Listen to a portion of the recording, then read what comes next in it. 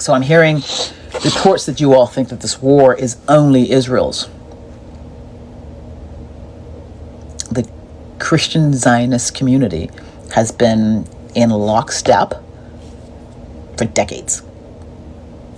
Decades.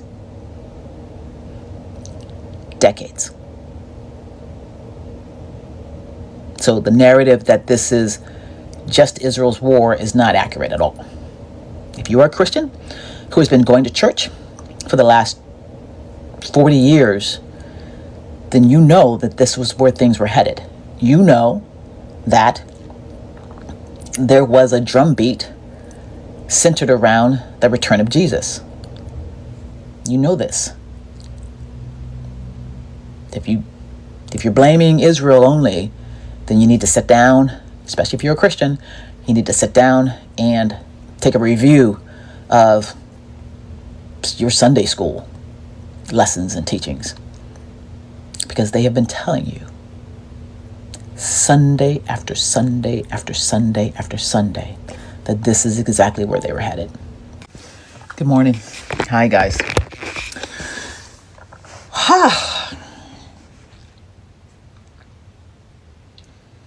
It's just a friendly reminder that if you've been following me, then you know that what we're seeing was expected.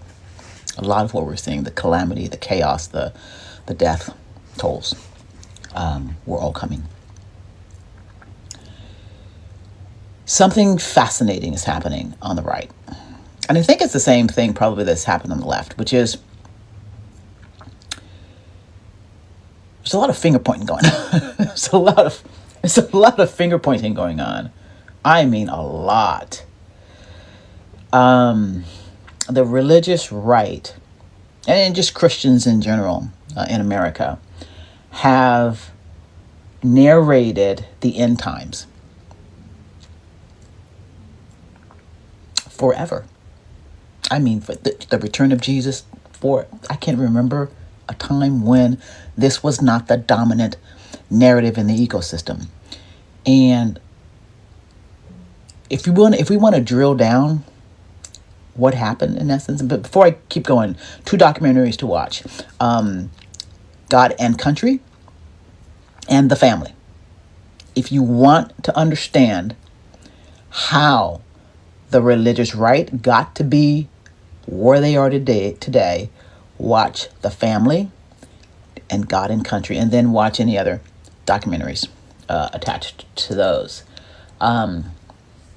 Because the finger pointing from this group is numbing, altering, holy, wow. They've been beating the drum for war on behalf of the return of Christ forever. In the year 2000, 1999-2000, I took a course. I was in college, and I started watching documentaries about Christians heading over to Israel, almost like on a pilgrimage. And what I noticed was they all came back discussing war. That Jesus was going to come back and America was going to be for Christians. This was 2000. So when I hear Tucker, listen, I've been listening to Tucker. I think he's doing a great job. I think he's twisting reality a little bit, a lot on some of these topics, but in general, he's doing a good job. But would I vote for him as president at this stage? No, because I'm gay, and he's solidly against gay people. So no, I wouldn't vote for him. But this idea that they have, this idea that Candace and Ian and Tucker and Jones and Dorr, this idea that all these guys have no clue why this war has started, and that they aren't actively discussing the scale of indoctrination that has taken place in the Christian community to make them want to go to war. The responsibility for where we are lies within the Christian community. Period. This is your war.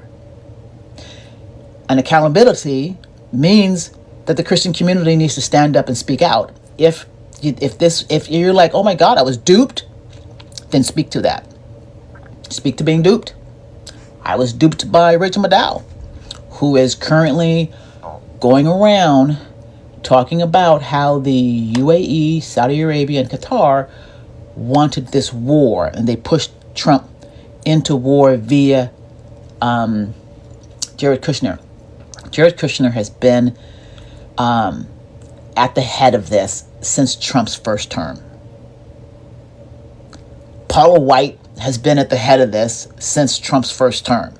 All the people that these folks are going after right now have been with Trump since the beginning.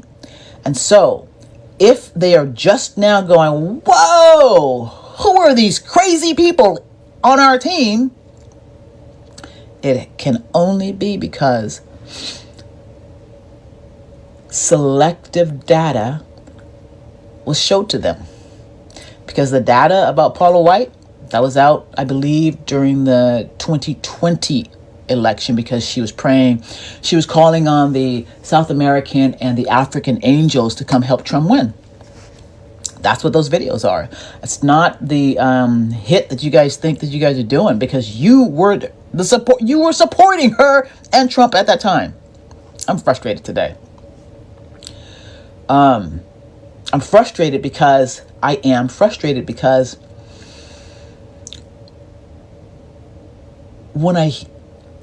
because all of these Christians are speaking like they don't have agency, sovereignty. They're literally speaking like they don't have agency and sovereignty. And the number one thing that Jesus talked about was his own agency and his own sovereignty in recognizing the multidimensional world that we were in.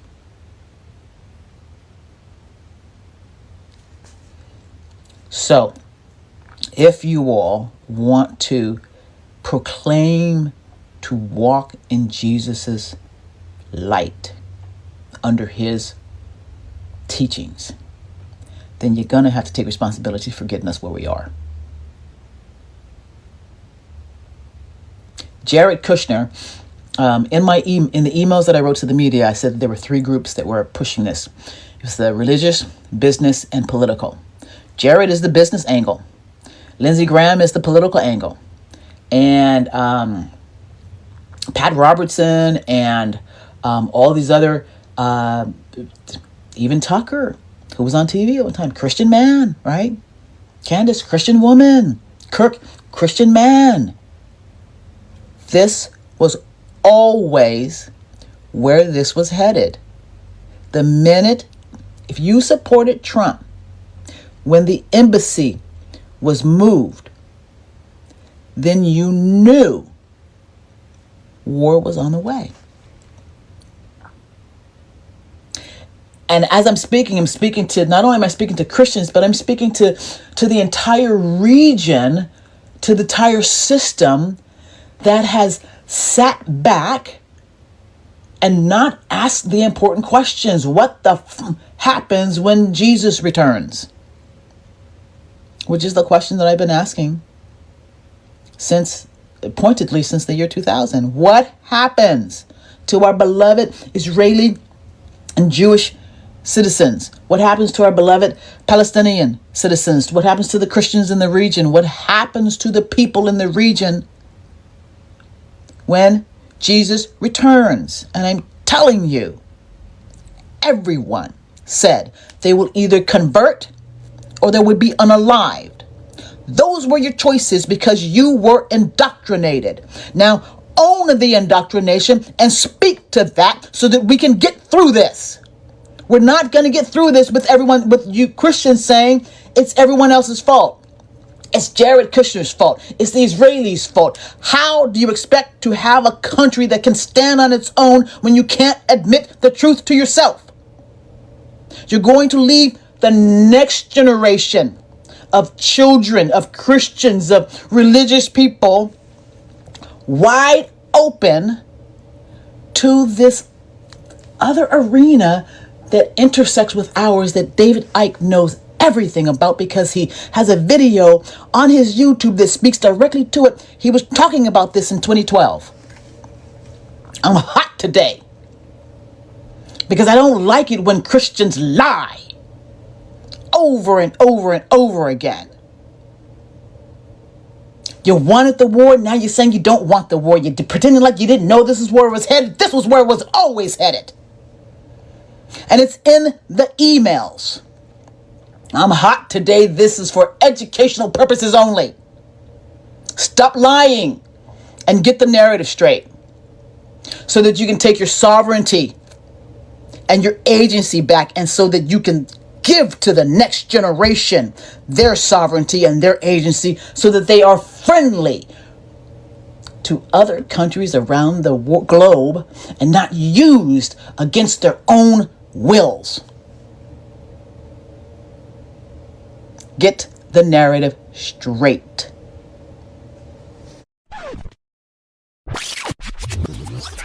Nations that oppose Israel will die in the Gog and Magog war once it begins, right? Ben Artsy says there's a series of impending disasters of divine punishment for nations that oppose Israel. Jerusalem Post also asked, is the Israel-Hamas war part of the Gog and Magog? The prophecy of Gog and Magog is found in the book of Ezekiel, chapters 38 and 39, describing a future battle where a coalition of nations led by Gog from the land of Magog will rise against Israel. The war of Gog and Magog is described in a prophecy being unusually short, 12 minutes long.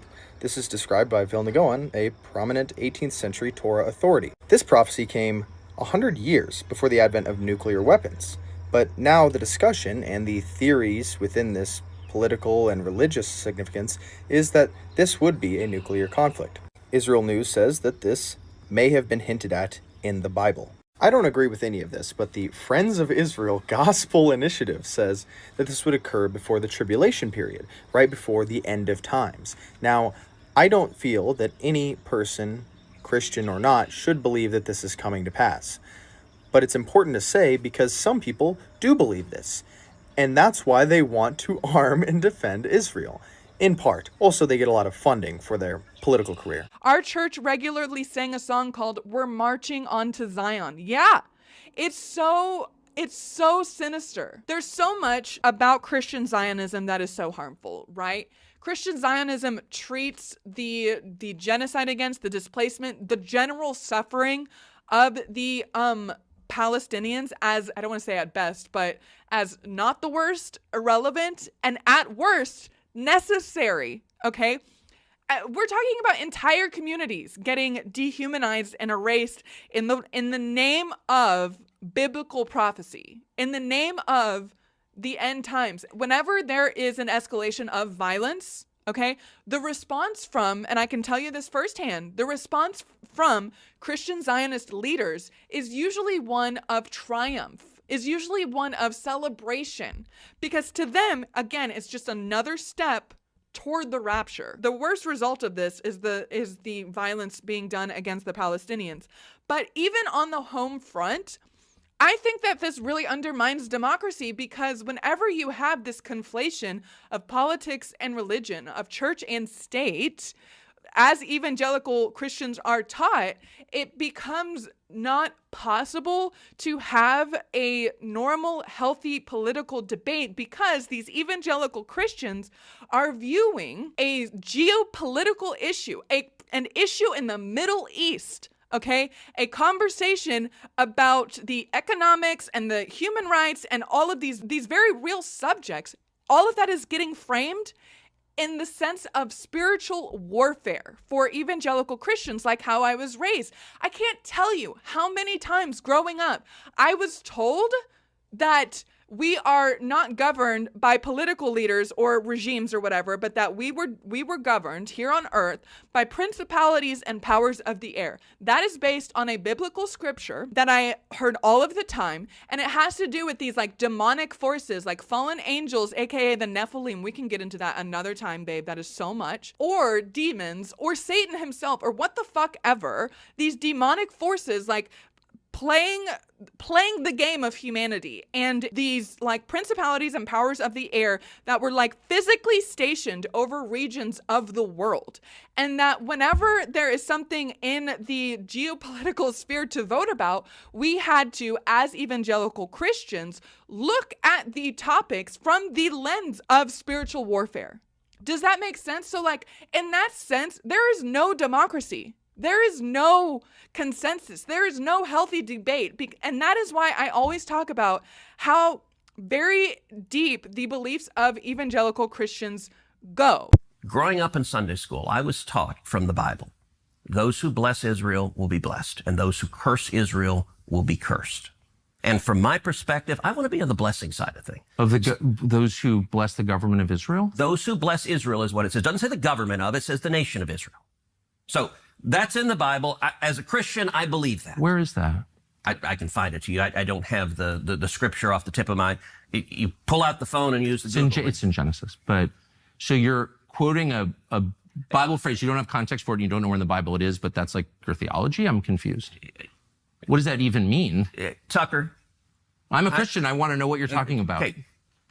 Where does my support for Israel come from? Number one, because biblically we're commanded to support Israel. But number two... Hold on. I'm not holding on. Hold on. You're a senator, and now you're throwing out theology, and I am a Christian, and I am allowed to weigh in on this. We are commanded as Christians to support the government of Israel? We are commanded to support Israel. And what does that mean, Israel? We're told those who bless Israel will be blessed. But hold on, define Israel. This is important. Are you kidding? This is a majority Christian country. Define Israel? Do you not know what Israel is? That would be the country you've asked like 49 questions about. So that's what Genesis, that's what God is talking about. The nation of Israel, yes. And so is that the current borders, the current leadership? He's talking about the political entity called Israel? He's talking about the nation of Israel. Yeah, nations exist, and he's discussing a nation. A nation was the people of Israel. Is the nation They're the descendants God's of referring Abraham. to in Genesis, is that the same as the country run by Benjamin Netanyahu right now? Yes. It is. Okay. And by the way, it's not run by Benjamin Netanyahu as a dictator. It's a democratic country that elected. He's the prime minister. Right. What? But just like, America is the country run by Donald Trump. No, actually, the American people elected Donald Trump. The same principle This is there. silly. I'm talking about the political entity of modern Israel. Yes, and that is You believe Israel. that's what God was talking about in Genesis. I do, but that country's existed since when? For thousands of years. Now, there was a time when it didn't exist, and then it was recreated just over 70 years ago. I'm saying, I think most people understand that line in Genesis to refer to the Jewish people, God's chosen people. That's not what it says. Okay, Israel, but you don't even know where in the Bible it is. Ted Cruz has just, with this latest interview with Tucker Carlson, helped us all understand what's been going on. He pulled the rug from underneath he pulled the most necessary domino. The one where all of us are wondering, why are they doing this? Where is their loyalty? Ted Cruz just told us.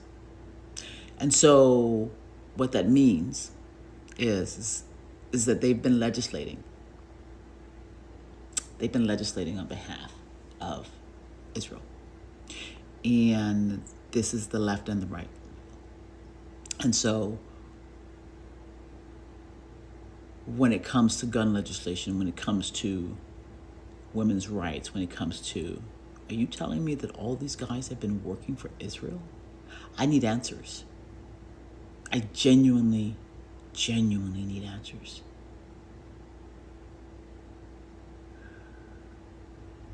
And I think Candace, Tucker, Ian, Dave, all these guys are going to give us, Abby, Anna, a few more folks on CNN that I've been seeing who have been keeping things straight.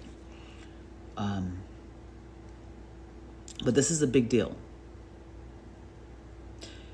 Have you been wondering why bills can't get passed to help the American people? We just found out why. We just found out one of the most important reasons why. We have legislators who come to Congress before they're even in office with the intent of working. for Israel. So that, I think, can explain why they don't really seem to care about our economy, too.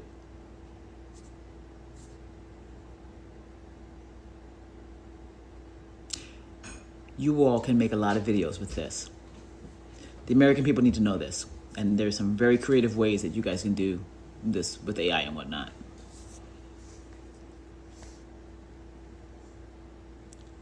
I want to scream so loud right now.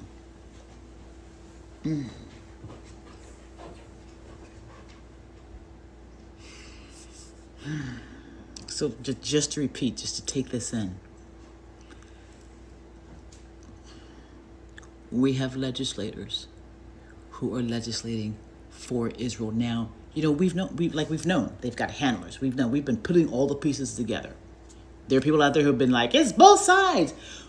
Never really fully filling in for us how it's both sides. But Ted Cruz just told us how it's both sides. And therefore, how when American people are saying we want gun legislation, and on the right they say no, on the left they apparently fight for it, but then they just kind of go like, hey, oh, whatever, because they're two sides of the same thing. They keep each other at the level that they want to be at. So last time I'm going to say this. Ted Cruz has just revealed to the American people, and probably other countries, that our legislators are working for Israel because they believe that they will be blessed if they do, and that they will be cursed if they don't. And the Middle East, different countries, are all on the receiving end of what it looks like to be cursed, as are the Democrats. You can tell who Israel curses, because the Tom Cottons, the Democrat, the Trump, he goes after them narratively speaking. All right, guys, I can't wait to wake up tomorrow and see what you guys do. More of this.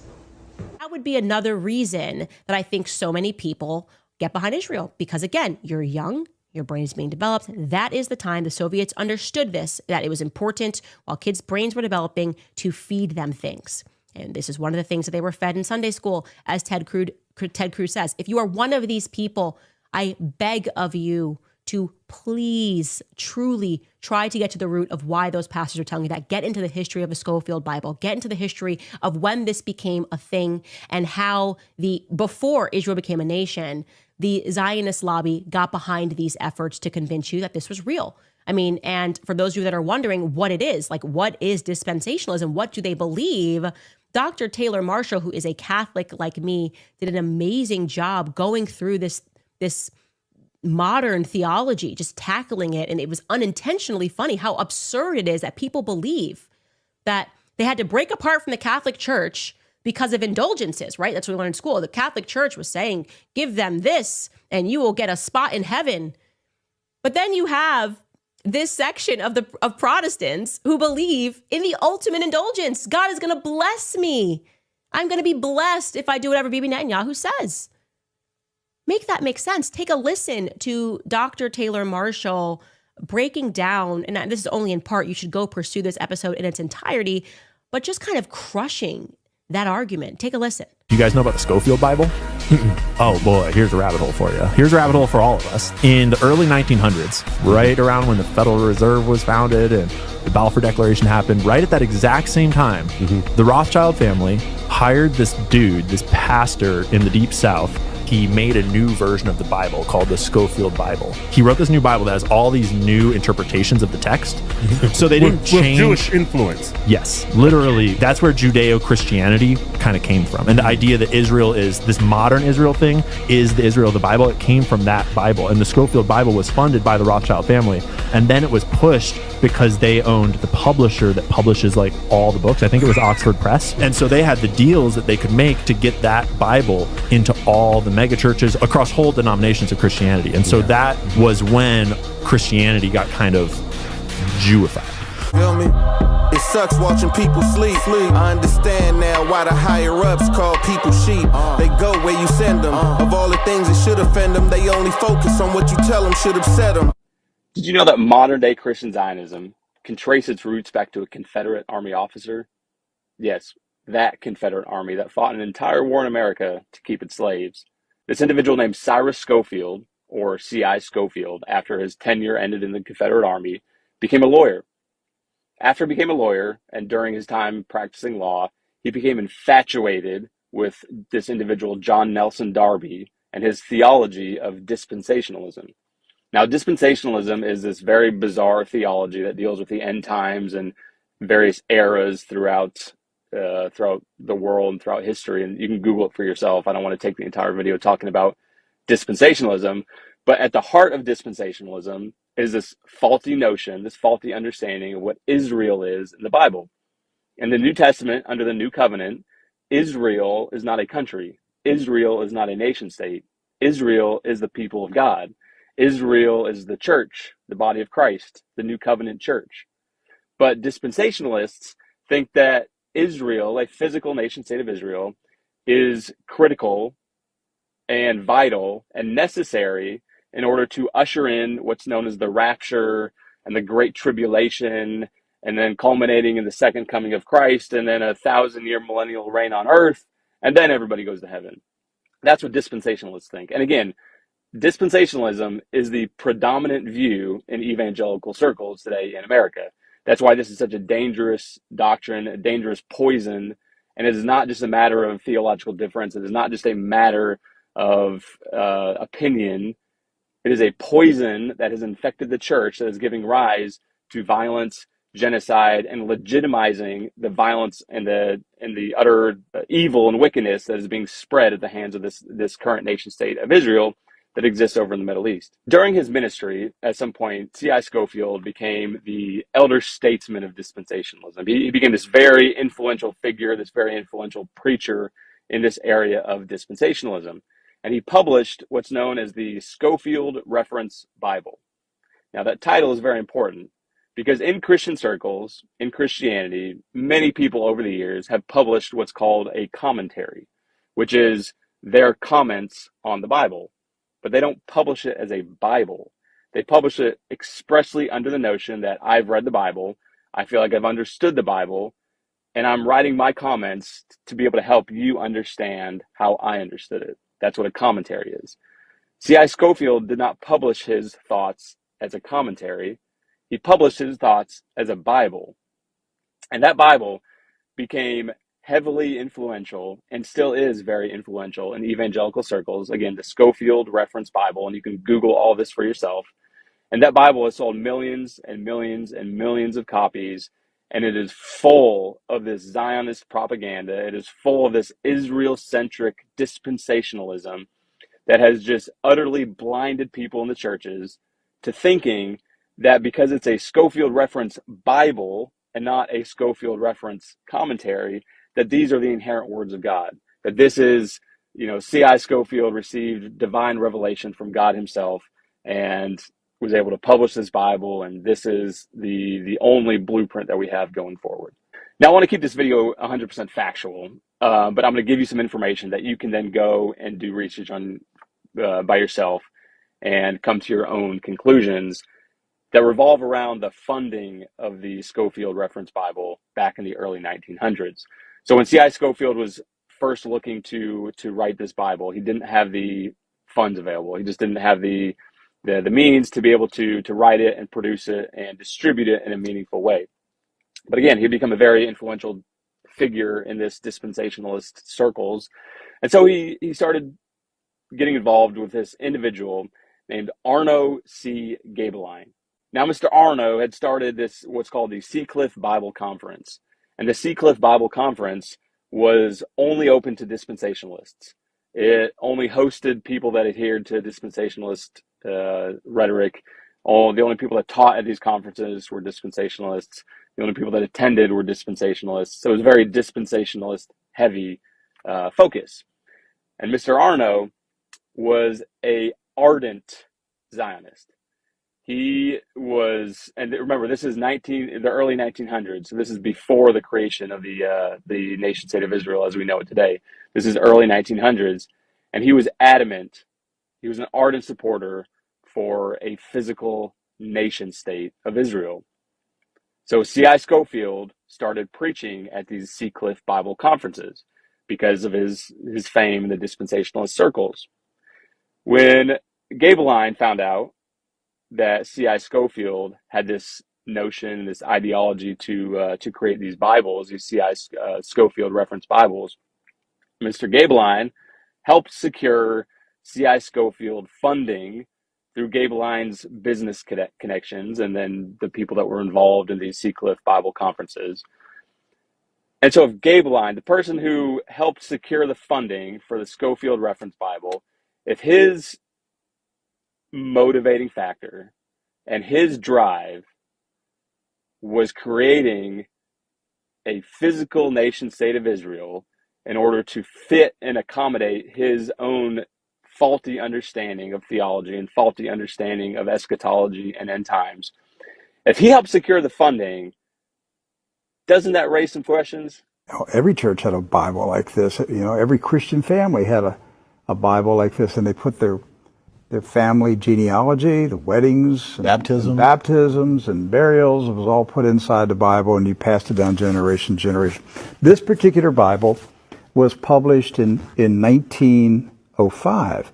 Now, the reason I brought it out is that I want to show a map that's in this Bible. Now, mind you, the Scofield Bible was not published until 1913. Right. And I have in my office an original 1913 Scofield, which was the introduction of the Zionist heresies about a future state of Israel and separating the church from Israel and all that rapture stuff. That's where it came from. This is a 1905 Bible. Pre-Scofield. Pre-Scofield, with no Scofield notes in it. So, you open it up, and this is on page 13. I mean, this thing's big. I want to show you. Here is a map of the Holy Land. And it says, what? Oh, Palestine of the Holy Land. They misspelled Israel. No. Palestine. Palestine. Huh. And all these Christian Zionists that tell me, Rick, there's never been a Palestine. All right, so here's a still. There it is. Let's zoom in and show you here. Yeah. So, yeah, you hear these people like John Hagee, there's never been a Palestine. Well, look at this Bible map from 1905. And most Bibles, yes, from then had a map of Palestine. And Palestine is in the Bible itself, in the Old Testament. So we're showing you this just because I'm trying to break through the propaganda, the confusion, the lies that the Zionists have implanted in millions of minds of Christians in America, and told them there's never been a place called Palestine. But I have a map, Rick. Right there it is. If any of y'all out there like me are Christians, you might want to grab your Bible and check this out. All right, so go to Matthew and find Matthew 17:21. Is it in your Bible? It's not in mine. Check out Matthew 18:11. Is that in your Bible? It's not in mine. Then you might want to flip to Matthew 23:14. Matthew 23:14. Is that in your Bible either? Because it's not in mine. I am beyond livid. Let's look again at the vital footnote 2 found in the Scofield Reference Bible in 1967 on page 19. The footnote reads, God made an unconditional promise of blessing through Abram's seed to the nation of Israel to inherit a specific territory forever. But the passage doesn't say anything like this. God orders Abram to go to a land that God will show him, using the first person familiar thee, meaning Abram and no one but Abram. The passage does not say that God is giving any piece of land to anybody forever. It doesn't say anything about Israel. Now, how complicated is it? Leave your land, go where I tell you to go, and I will protect you. How complicated is that? How many footnotes does it take to understand what God was saying to Abraham? I mean, anybody who reads that should be able to figure that out. That's what the message is. But Mr. Scofield wrote all of this to explain it. In fact, if we accept biblical history, we know that Abram had no children when this happened, and not for quite a while. So there was no person or nation named Israel when this promise was made. There was no state or nation named Israel. The man Israel did not even exist in Abram's imagination when God spoke to him. How then could Scofield or the Oxford University Press say that God was promising the land to the present-day state of Israel forever? Where did the state of Israel get in this? When Abraham was spoken to by God, Israel, the man known as Israel, hadn't been born yet. He was 2 generations in the future. And he was not a state. He was a person that eventually had a tribe. And then after him, 3,000 years later, along comes a bunch of Europeans who name their state after him. But this says that God gave that land to the nation of Israel forever. Imagine 70 million people who are taught this every day. This is just a reminder that a big chunk of MAGA is so set on supporting Israel because they are doomsday preppers. Highly important to go and listen to her whole video. This is what the non-human intelligence spared me from when I was 10 years old, sitting in church, and was shown that what was being taught was not true. So I was shown the long-term psychological program that was taking place within churches across the country. Listen to her and a whole host of other people who have grown up in that ecosystem, that evangelical ecosystem where the Scofield Bible, remember, we talked about the Scofield Bible being injected into this community for a reason, which means that they have been indoctrinated for a couple generations here. So some of them are in deep. And that's why it's important to have as many different kinds of voices speaking to this, so that as many different minds and hearts can hear and wake up. And just a little more in case you have never listened to any of my videos. What I'm talking about happened to me when I was 10 years old. I was sitting in church in 1979, and I was literally shown that what was being taught about Jesus on the cross was not true. Within the last couple of years, I've come across Scofield Bible and came to an understanding of how this Christian community was being intentionally indoctrinated for a specific purpose. What we're seeing today. And that is to be asleep, which is why they had an anti-woke campaign.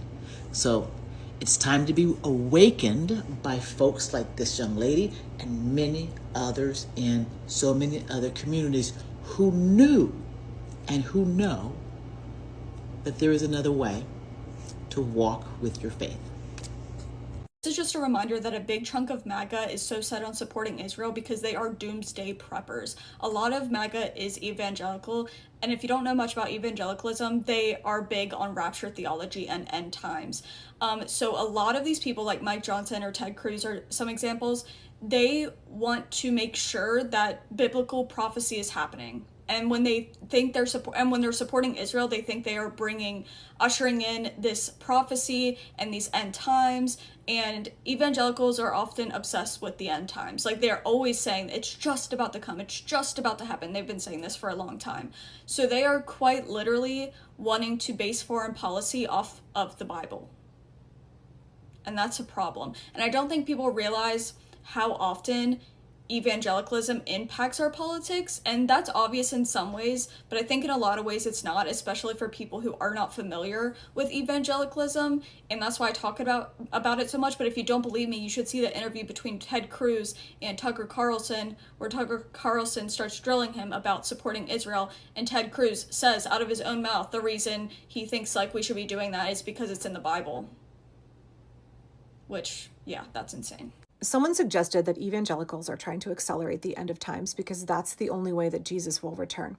Yeah, that's correct. That's 100% correct. You may not know it from watching my content now, but I used to be part of a very conservative denomination, Presbyterian Church in America. And as a homeschooling parent who has run in sometimes very conservative homeschooling circles, has been friends with a lot of very, very conservative evangelicals in those circles for more than a decade and a half, this is 100% correct. While this is a position that I have never personally held myself, and I think most Presbyterians, because we're Calvinist, typically aren't as obsessed with the end times as some other denominations. After all, we're part of the elect. What do we need to worry about? Anyway, a lot of folks in Christian America very much believe that they need to bring about, that they have a role in bringing about the end times and the second coming. Depending on if they're pre-trib or post-trib rapture, they think that they can help kick off the tribulation. In fact, this is why so many evangelicals are Zionist, are very, very pro-Israel. It's not because they actually care about the Jewish people at all. It's not actually because they see Israel as a holy land the same way that other Christians around the world do, that Muslims do, that Jews do. It's specifically because they believe they need the restoration of the temple in order for Jesus to return again. They are using Israel. They are using the Jewish people there in order to fulfill their eschatological prophecy. That's the whole goal in conservative Christians in America supporting Israel. And a lot of them believe that electing somebody like Trump will help accelerate that process. It's weird to me that they saw Barack Obama as evil, they saw Kamala Harris as evil, but they didn't think that electing those folks that they literally would call the Antichrist, that they didn't think that electing those folks was going to accelerate the end times. It's voting for someone as Trump that they see, someone like Trump that they see as their God-ordained, like basically living at the right hand of the Father, basically another Jesus figure. By the way, if you have not read the book, Jesus and John Wayne, A+ do recommend it. Will help you understand why evangelical America is slathering over Trump. But so many evangelical Christians really kind of seem like doomsdayers. They are very much like, they say in the world, but not of it. Their mindset is focused on the second coming, or it's focused on heaven. It's focused on the kingdom of heaven being manifest here on earth. It's not actually about this life that we're living. That's why they see suffering as not that big of a deal. Because a lot of people, especially women, are meant to endure suffering. That's a good thing, and that will bring about blessings for you. And what happens to your body here actually doesn't matter that much. It's all about the condition of your soul or your spirit, depending on the denomination, whether they define it as soul or spirit, and whether you are right with God, the status of your salvation. Which is, again, weird because so many white Christian men are obsessed with their own wealth and power while they're in this life in a way that you would think would compromise their salvation in the next one. And actually, this is very much why I have said for a long time that folks on the far left who have their violent accelerationist fantasies, who are willing to throw children, disabled people, the elderly, homeless folks under the bus for their bloody revolution that they think will bring about a second coming, a communist utopia, an authoritarian communist utopia, but their brand of authoritarianism, not the brand that we have now, that those folks have not deconstructed from their evangelical eschatology. They are still immersed in it. They are still living it out. They've just transferred that worldview, that perspective, that desire for the end times. They've transferred that from a second coming of Jesus, wanting to do what they can to bring that about. They've transferred that into doing what they think will bring about their communist utopia. Strange how both of these groups were supporting not voting for Kamala. Strange how both of these groups thought that getting Trump back in the White House was going to accelerate the downfall of America and bring about their very disparate goals. And I think both of these groups are going to find out how hard they have misjudged when Jesus doesn't come back or we don't morph into an authoritarian communist utopia. I'm tired. I'm tired. I must tell you, I'm very tired.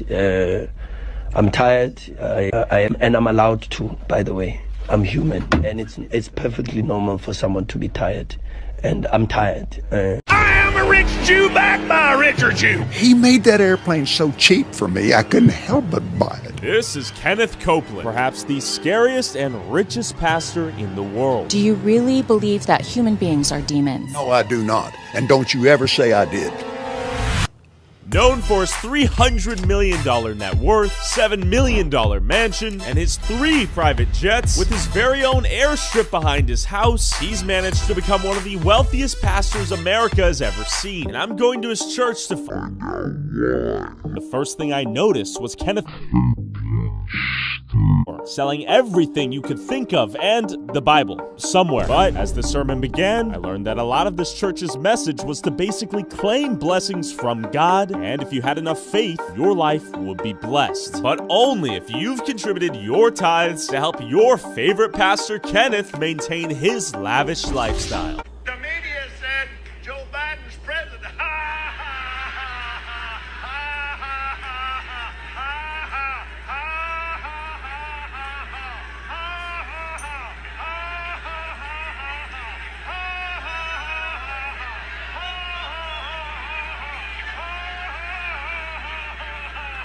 God,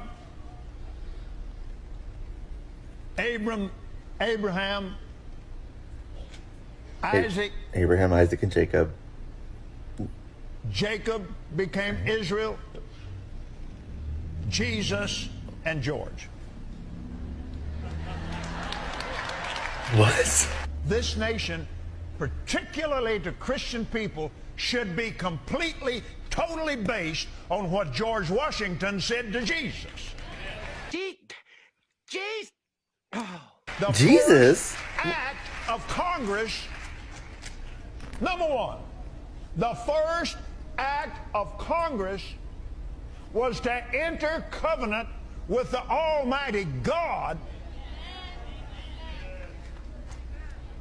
based on the book of Genesis. What? My God, we are so fucked. Jesus said, I saw the devil fall out of heaven like lightning. Look it up in the book of Isaiah. He was here. And he messed this thing up. I will be like the Most High God.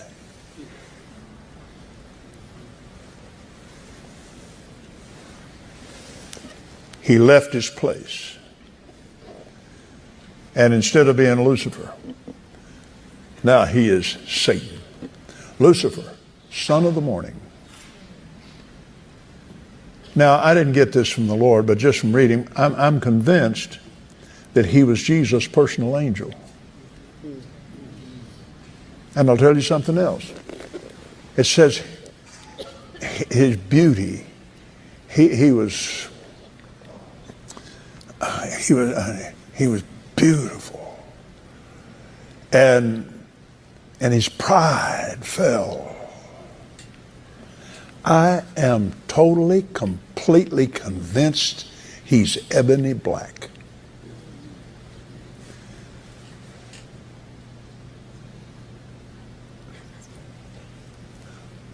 Why? Has the white man, the yellow man, the brown man, anyone been persecuted like the black man? No. Why? Well, the color of the skin. That's what I'm trying to get over to. I'm convinced he was ebony black. Watch this. Watch gorgeous. Have you ever seen ebony,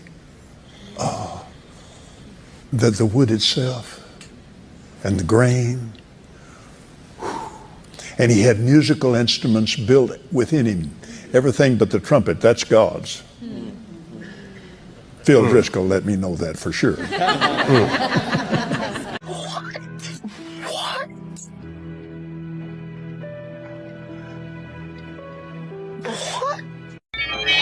Thus Lucifer became the devil and his followers the demons. Those who remained neutral in the battle were cursed to be born with black skin. This is the Mormon explanation for the Negro race. The spirits that fought most valiantly against Lucifer would be born into Mormon families on planet Earth. These would be the lighter-skinned people, or white and delightsome, as the Book of Mormon describes them. Early Mormon prophets taught that Elohim and one of his goddess wives came to Earth as Adam and Eve to start the human race. Thousands of years later, Elohim, in human form once again, journeyed to Earth from the starbase Kolob, this time to have sex with the Virgin Mary, in order to provide Jesus with a physical body. After Jesus Christ grew to manhood, he took at least 3 wives, Mary, Martha, and Mary Magdalene. Through these wives, the Mormon Jesus, for whom Joseph Smith claimed direct descent, supposedly fathered a number of children before he was crucified. According to the Book of Mormon, after his resurrection, Jesus came to the Americas to preach to the Indians, who the Mormons believe are really Israelites. That's crazy. That's wild. Wow. You've probably met a Mormon or at least heard of Mormonism, but what are the origins of this rather interesting religion?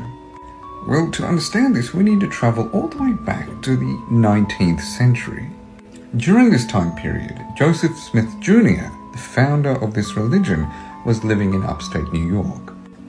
It is believed that he had divine visions calling for him to restore the true church of Jesus Christ. Smith claimed that he uncovered golden plates buried in the ground, which he then translated to form the Book of Mormon. The book is seen as a complement to the Bible, but really focuses on ancient followers of Jesus Christ that supposedly existed in America. Over the course of the last 2 centuries, Mormonism grew considerably fast, with around 16 million followers today, scattered globally. But the state of Utah in America remains the center place of this religion. Mormonism is an apocalyptic religion, and this is why there are so many Mormon preppers. Prepping is when people are ultra prepared for disasters, but religious prepping has often been called doomsday prepping. That's because these people aren't just trying to be prepared for disasters people commonly face, they are trying to be prepared for the literal apocalypse and the second coming of Jesus Christ. The most infamous Mormon doomsday preppers are probably Chad Daybell and Lori Vallow. They started as mainstream Mormon, but both got involved with more extreme religious views. Their crimes are incredibly dark, and they both deserve to rot in prison. Mormons believe that before the second coming happens, stuff is really gonna hit the fan, so they want to be prepared. There are whole YouTube channels and online forums dedicated to recognizing the signs of the second coming. Mormons stockpile weapons, build bunkers, get food storage, store water, all in order to be prepared for when Jesus comes again. One memory I have about this growing up is that we had an entire room dedicated to food storage. And this was not the pantry. We had a separate pantry, but downstairs in our basement, we had an entire room with shelves all the way to the ceiling, completely stocked with food storage. As a kid, I spent a non-trivial amount of time worried that when it was the apocalypse, people were going to try to attack us to get our food storage. And now, back to our regularly scheduled program. Hello out there. This video is for all pastors, preachers, teachers, evangelists, apostles, prophets and prophetesses, everyone who believes that the Most High is speaking through you and telling a lie, and you believe that Gog and Magog is coming out of Russia. Now, when it comes to the theory of finding out who Gog and Magog is, there's no shortage of false teachings going on the internet. And as you can see, all of these teachers are teaching the same thing or something similar. If they're not teaching that Gog and Magog is Russia, they are teaching that Gog and Magog will be coming from the north of Israel, which is false teaching. And this is all up on the internet. You can find millions of these websites on the internet. They're all speaking lies, and this is how bad this has become. You can even find some maps right here. As you can see, Magog, and they got Gomer and Togarmah and Meshech and Tubal in Persia, and they have Israel right here. And they have all these countries which are supposed to come and fight against Israel. Put Libya and Cush, and this is Ethiopia, Egypt, and Libya. They're supposed to be coming to fight against Israel. And then we have this area of Russia supposed to be coming down here with these bands of soldiers. All this is supposed to, all these soldiers are supposed to emerge on this little small town, which is no bigger than the size of New Jersey. And we're supposed to believe that. Here it is again, here's another map coming from Russia. Israel right here in the middle, and you have Libya and all these other countries coming to fight Israel. And this is all over the internet. And all of Christianity believes this. Magog is invading Israel, and God sends hailstones of fire upon Magog and on somebody else here. Is it possible that as Magog moves, the United States says, no, we're on Israel's side, don't do that or else, and somebody on one side or the other does something stupid, and there's a nuclear exchange? And it's our nukes that God is using to wipe out Magog and his bands, and God uses Magog's nukes to lay an overdue judgment on America. One of the questions, the hardest questions we have to answer is, why hasn't God judged America? Billy Graham quipped it so cleverly. If God doesn't judge America, he's going to have to apologize to Sodom and Gomorrah. We've become the primary exporter of everything God abhors. And when we travel across the country. There's two questions, our most common questions. Where's the United States in prophecy? Everybody notices that study the Bible, the United States isn't visible. Iran is, but the United States is not. But the second question is a close cousin of that first question is, why hasn't God judged America? And what we usually answer is because of Genesis 12, because we've stood for Israel's right to exist. And that's one reason so many of us get so nervous when we see our administration meddle in the Middle East, encouraging the partitioning of God's land. God says a lot to say about those that would dare partition his land. I don't worry about Israel, because God's hand is on Israel. I pray for Israel because he tells me to. I do worry about America, because we're not around at the end times, apparently. Why? Could be economic, could be geopolitical. There's a number of conjectures. We don't have to indulge in. But this is one of the scenarios that gives some scholars great pause. What? Bro, what are you talking about, man? Pop quiz. Did you know that the historical biblical name Israel is a person and not a land? Israel is not the name of a land at all. They'll have you believe that Israel was mentioned in the Old Testament, in the Bible, and even in the Quran. Of course, Israel was mentioned in the Abrahamic books, but it was mentioned because it's the name of Jacob, or Yaqub in Arabic. You see, Jacob changed his name to Israel, which means one who struggles with God, because as the story goes, he was struggling and he ended up triumphant. So his name was changed to Israel. The land of Israel, we're saying the land of Jacob. It's Jacob. Israelites are the followers of Jacob. That's what that means. And who's his grandfather? Abraham, of course, which again, in all three Abrahamic religions, they're called Abrahamic religions because we all are spiritual descendants of Abraham. So Abraham and his followers in the Old Testament and Bible were promised the land of Canaan, or Canaan. They were not promised the land of Israel. There's no such thing. And it was described as from the river of Egypt to the great river of the Euphrates, which is in modern-day Iraq. Oh, so there were people who lived there before the people of Abraham? You mean the people of Abraham were not the first people on the land or in this earth? No, of course not. Of course there were people before them, because the Canaanites lived there. Now, you know what I hope? I hope that the descendants of the Canaanites don't decide to group together and go kill and massacre everyone else in the land just so that they can say that they were there first. Let's hope that that doesn't happen. But regardless of what it says in these very holy books, they're meant to give us spiritual wisdoms. They're not meant to be death notes and real estate contracts backed by nuclear powers. That's not what this is meant to be. And by the way, Israel wasn't always going to be the name for this current colonial project. Other suggested names included Zion, Yehuda, even the Jewish state as a name. But anyway, it was our friend Ben Gurion, who suggested the name Israel. And a bunch of people agreed, and there you go. But no matter what they call it, It's always free Palestine. So why is your concern so high, or a lot of people, why are so many people concerned about military-industrial complex? Why should that be a top priority for them as a concern? There's a number of reasons why. Let's start with the most important that we're talking about. That as we sit here today, we are on the brink of nuclear war. That should be concerning to everyone.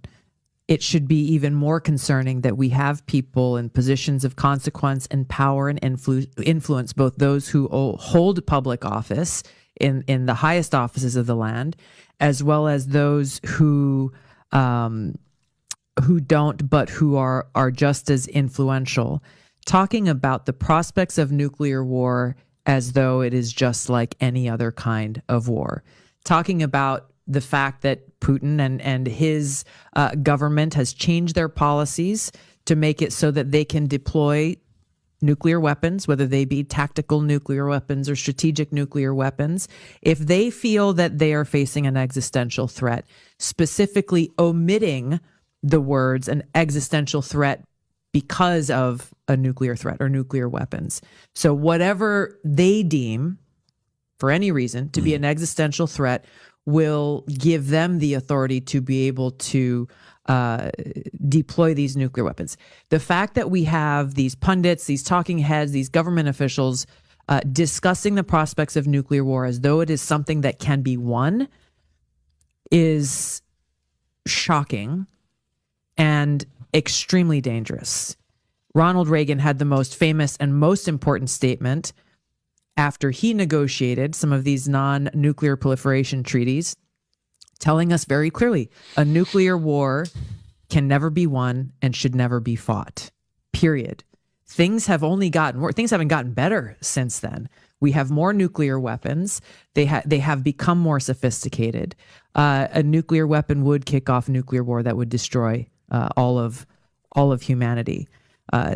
The military-industrial complex plays a major role in continuing to keep us in some state of war. Why? And some of them have even said it publicly. When we are at war, business is good.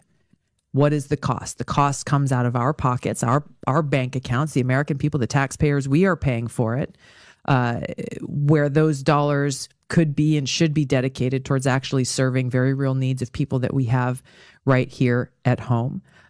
The military-industrial complex profits when you see a NATO expansion.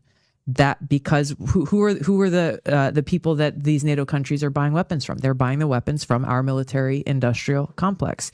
When you look at the U.S. footing the bill for NATO, number one, we should be able to ask questions like, why does NATO exist? Why are we the ones who are predominantly funding NATO? Well, with the predominantly of funding of NATO comes the very same leverage we were talking about earlier. Getting these European countries to act not necessarily in their own interest, but in the interest of those in power in the United States is done oftentimes through the leverage of money. So when Trump is saying, hey, you guys got to pay your own way, pay the 2%, my gosh, pay the 2% of your GDP that the rules require. Common sense. Many of them didn't want to, but then what comes with that, and you saw recently with, I think it was Macron's visit overseas into China, largely saying the same thing to the European countries. Hey, we need to stop being vassals of the United States. We need to make our own decisions based on what's best for our countries and what's based in the best interest of Europe. The criticism he got for having the audacity to say, hey, we should act in the interest of our own countries says everything that we need to know about the power and the influence and the money that goes behind these decisions. So there's an economic cost, of course, to us and the American people in our country, and there's the cost that comes to our safety, our security, and our freedom. I also think that as a Jewish person, like, I was fed a huge amount of lies about Israel my entire life. You know, they never tell you that. Oh, by the way, there were people there. They make it seem like it was just like they're sitting there. The doors open. Hours for the taking. Like, it literally, they forget to include the fact to every young Jewish person, basically, like, oh, by the way, there were people there. It'd be nice to live somewhere that was not a part of the Christian apocalyptic prophecy. It is also probably a good idea. It's like, maybe settle somewhere that, you know, the Christians don't think you all have to die in order for the yeah, and then they want us all to go there. They need a certain number They of need Jews. us to go there so we can die, so the apocalypse. But that, could you imagine living in Israel? Would you ever go live in Israel? No. Someone recently tweeted, remember, when you celebrate Christmas this year, that Jesus was Palestinian. And the actual state of Israel responded and said, who's gonna tell him? Then it's a screenshot saying that according to the Gospels, Jesus was a Jewish man. But wouldn't you know, in the exact same screenshot, it literally says Jesus was from Palestine. Like, how did they miss this? Somebody on Twitter pointed this out and secured a massive ratio over the literal Israeli government. So that's a W. Who the heck is running these guys' social media team? Their propaganda's so bad. This one was hilariously bad. Christian Zionism is very often both anti-Semitic and Islamophobic. Hey everybody, I'm Dan McClellan. I'm a scholar of the Bible and religion. The fit for this video is Daredevil. And Christian Zionism can roughly be described as evangelical support for the institution of the nation of Israel, because most Christian Zionists believe that they will play a key role in the eschaton, in the end times, ultimately leading to the second coming of Jesus. And this can be so harmful for both sides of the current conflicts, because this view subordinates the interests and the self-determination of both the people and the institution of Israel to that role that they are expected to play in the second coming of Jesus. They basically become a pawn in this broader game that is being overseen by the Christian God. And one of the reasons that it can become Islamophobic is because it casts Israel as on the good side of this ultimate eschatological conflict, and the only other side that is possible is the side of evil and Satan and the devil. And so in the current conflict, Palestinian people are represented as the villain, while the nation of Israel is represented as the hero. And that does not help either side of this conflict to represent it in such black and white terms. It is harmful to both the institutions and the people on both sides of this conflict. And it also so frequently obscures the distinction between the institutions and the people on both sides of this conflict. And so it is ultimately phenomenally harmful. And if you'd like to learn more about this, Christian Zionism in the 21st Century was just published this year, and this reviews the results of 3 large-scale surveys of evangelical opinions about Israel, and this is an incredibly insightful look into Christian Zionism. If Christianity were about defending a flag, Jesus would have picked up a sword, but he didn't. He picked up a cross. And yet somehow a movement that's supposed to follow that man, a man that said, "My kingdom is not of this world," has decided that protecting a modern nation state called Israel is the center of Christian duty, that blessing it, defending it, and justifying it at all costs is some holy assignment carved into the marrow of the gospel. But I'll say it plainly, Christianity does not require allegiance to the state of Israel. That's not heresy, that's scripture. In the Bible, Israel was not a place first, it was a person. It was Jacob wrestling with God by a river until dawn, scarred by truth and renamed by grace. Israel meant one who struggles with God, and it became the name of a people, not a flag, not a government, not a modern nation carved out in 1948 by colonial politics and American guilt. The word carried spiritual identity. It meant those called into covenant with God. It had nothing to do with missiles or borders or UN resolutions. When the modern state was named Israel, it was not a return to biblical obedience. It was a calculated decision, an intentional conflation of nationalism with theology. It was branding, and a powerful one because it worked.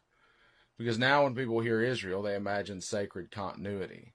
They imagine divine appointment. They imagine the Old Testament alive and well in 2025, and they are wrong. The Israel of the Hebrew Scriptures was not a Western-backed nuclear power. It was a wandering tribe, a nation in exile. A people constantly called back to justice, humility, and mercy, and often condemned for chasing empire. The prophets didn't worship Israel. They rebuked it over and over and over again for war, for greed, for turning their back on the poor and the foreigner. You know, the same things modern Israel does with American funding now. The idea that Christians are commanded to bless the state of Israel is not in the Gospels. It is not in the epistles. It is not in the teachings of Jesus Christ. It's in the talking points of televangelists and the foreign policy of end-time grifters. The gospel does not preach that God's blessings is tied to the modern border of Tel Aviv or the Iron Dome. Jesus never said, "Blessed are those who back Likud." Paul never wrote that all who oppose military action are cursed. The early church wasn't fundraising for defense systems or declaring settlements on stolen land as prophetic fulfillment. And yes, the Old Testament speaks of Israel as God's chosen people. And yes, land was part of that covenant, but in Christian theology, the story shifts. The covenant widens, and the veil tears. And the new Israel, the church, is defined not by soil, but by spirit, not by war, but by witness. And it is made up of anyone from anywhere who walks in faith. Jew, Gentile, Arab, Roman, enslaved, free, all in one Christ Jesus. The New Testament doesn't tell Christians to defend a country. It tells them to defend the poor, to defend the outcast, to walk with the wounded, to make peace, not justifications for war, to see the face of God not in a flag, but in the suffering child behind the rubble. And yet today, American Christians fly Israeli flags next to crosses as if those things belong together.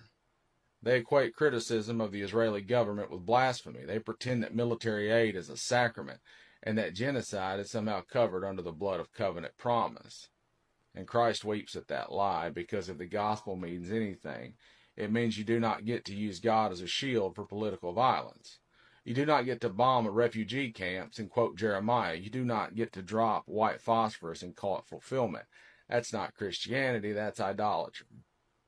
This doesn't mean you have to hate Israel. It doesn't mean you can't believe in its right to exist, but it does mean that if you are a follower of Christ, your loyalty cannot be to any nation, not even one with a biblical name. Your loyalty is to justice, to truth, to love that doesn't end at a checkpoint or a drone feed. Jesus didn't die so the modern church could become a lobby group. He didn't rise so we could bless bombs. He didn't preach love for the least of these so we could side with whoever has better tanks. And if your church is preaching that blessing Israel is the key to God's favor, then you're not in church. You're in a cult, praying to a carved-up God who only speaks Hebrew and votes Republican. The gospel doesn't ask you to bless a nation. It does ask you to bless the peacemakers, to comfort the mourners, to defend the innocent, and reject violence dressed as virtue. There is no divine nation, there is only divine love. And if you think that love stops at a border fence or a flagpole or the edge of a crater where children used to live, then you don't know Christ at all. Defiance till death. One factor that tends to be underestimated, I think, is Christian Zionism. Christian Zionism goes back way before Jewish Zionism, way into the 19th century. And it's a very significant elite phenomenon in the United States. You say people like Woodrow Wilson, Harry Truman, and so on, that read the Bible every day, and are believers in the biblical prophecies. Well, the Bible says, God promised the land to Israel, so got to give it to Israel.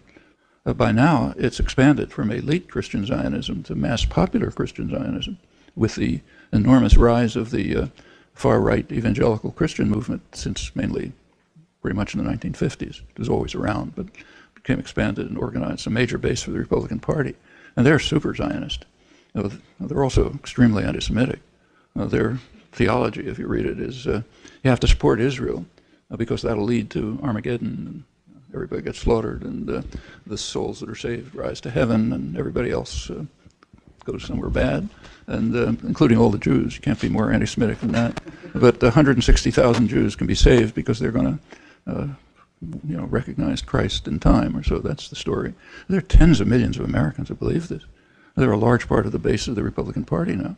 It's one of the reasons why the Republican Party is more extreme in support of Israel than the Democrats are, even though the money and the votes mostly go to Democrats from Jews and liberals. So I thought we'd do a three-parter on Amalek, since this is what Netanyahu and Christian Zionists are following. So I posed the question to ChatGPT, And ChatGPT says, here is a part 1 of a 3-part series that breaks down the ideology driving Israel and Christian Zionists' interpretation of eradicating Amalek, making it accessible and equipping readers with tools to recognize and resist it. Part 1, the ancient war that never ended, understanding the Amalek ideology. Now, in the emails, I wrote often that this is a really, really old fight. And that was a read because I didn't really know that. Remember what Amalek did to you. You shall blot out the memory of Amalek from under heaven. Do not forget. Deuteronomy 25:17-19. What is Amalek? In the Hebrew Bible, Amalek was a tribe that attacked the Israelites during their exodus from Egypt. Because of this, God supposedly issued a command to blot out the memory of Amalek, making them a permanent enemy of the Jewish people. But here's the problem. There is no clear genealogy or identity for modern Amaleks. Over time, Amalek became a metaphor used to label any perceived enemy of the Jewish people, or more dangerously, the state of Israel. This allowed for something deeply dangerous. An ancient biblical command turned into a justification for endless war. Now, here's what's interesting. Let's just gloss over the fact that there's like a God saying, blot those people out for all eternity. Okay, so during the time when, we had all the orbs and whatnot, and I was watching what Israel was doing and all the orbs and whatnot, and I'm like, nah, they got a God that wants to kill people.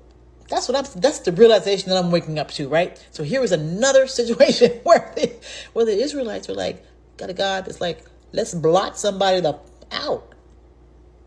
Like, there's something wrong with that. There's something wrong with that.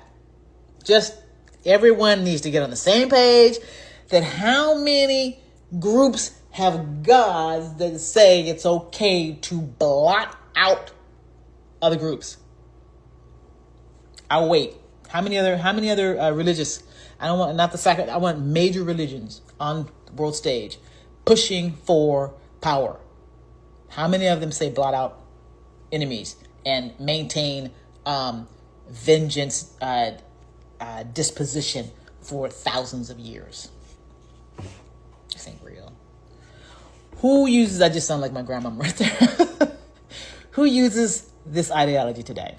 Ultra-Zionist factions in Israel. These are not all Jews. They are a political religious minority that fuses militarism with messianic nationalism. They use the Amalek framework to justify ethnic cleansing, killing civilians, targeting children, demonizing Palestinians as a spiritual enemy. Christian Zionists in the U.S., many evangelical leaders believe Jews must return to biblical Israel for Jesus to return. They support Israeli expansionism, not for Jewish safety, but to fulfill their end times prophecy. They often endorse Israel's wars, no matter the human cost, seeing them as divine battles. Ted Cruz is a good example of that. Think about his behavior since he's been in office. Think about this man's behavior over the years. We thought he was at the border for Putin. He was at the border for Israel. Because he wasn't there for us. The key dangerous belief. The ideology asserts that some people, Palestinians, Arabs, Iranians, are Amalek and must be destroyed down to their children. This is not French thinking. This is not French. And the world's leaders are what? Candace. Like how much MK Ultra has been going on. This is not French thinking. Prominent Israeli rabbis and politicians have invoked this belief. Christian Zionist pastors preach sermons endorsing total annihilation of Israel's enemies. And apparently, gay people in America are Israel's enemies because Christian pastors, for God knows how long, have been saying, the hurricanes are because of the gay people. all of this is because of Israel?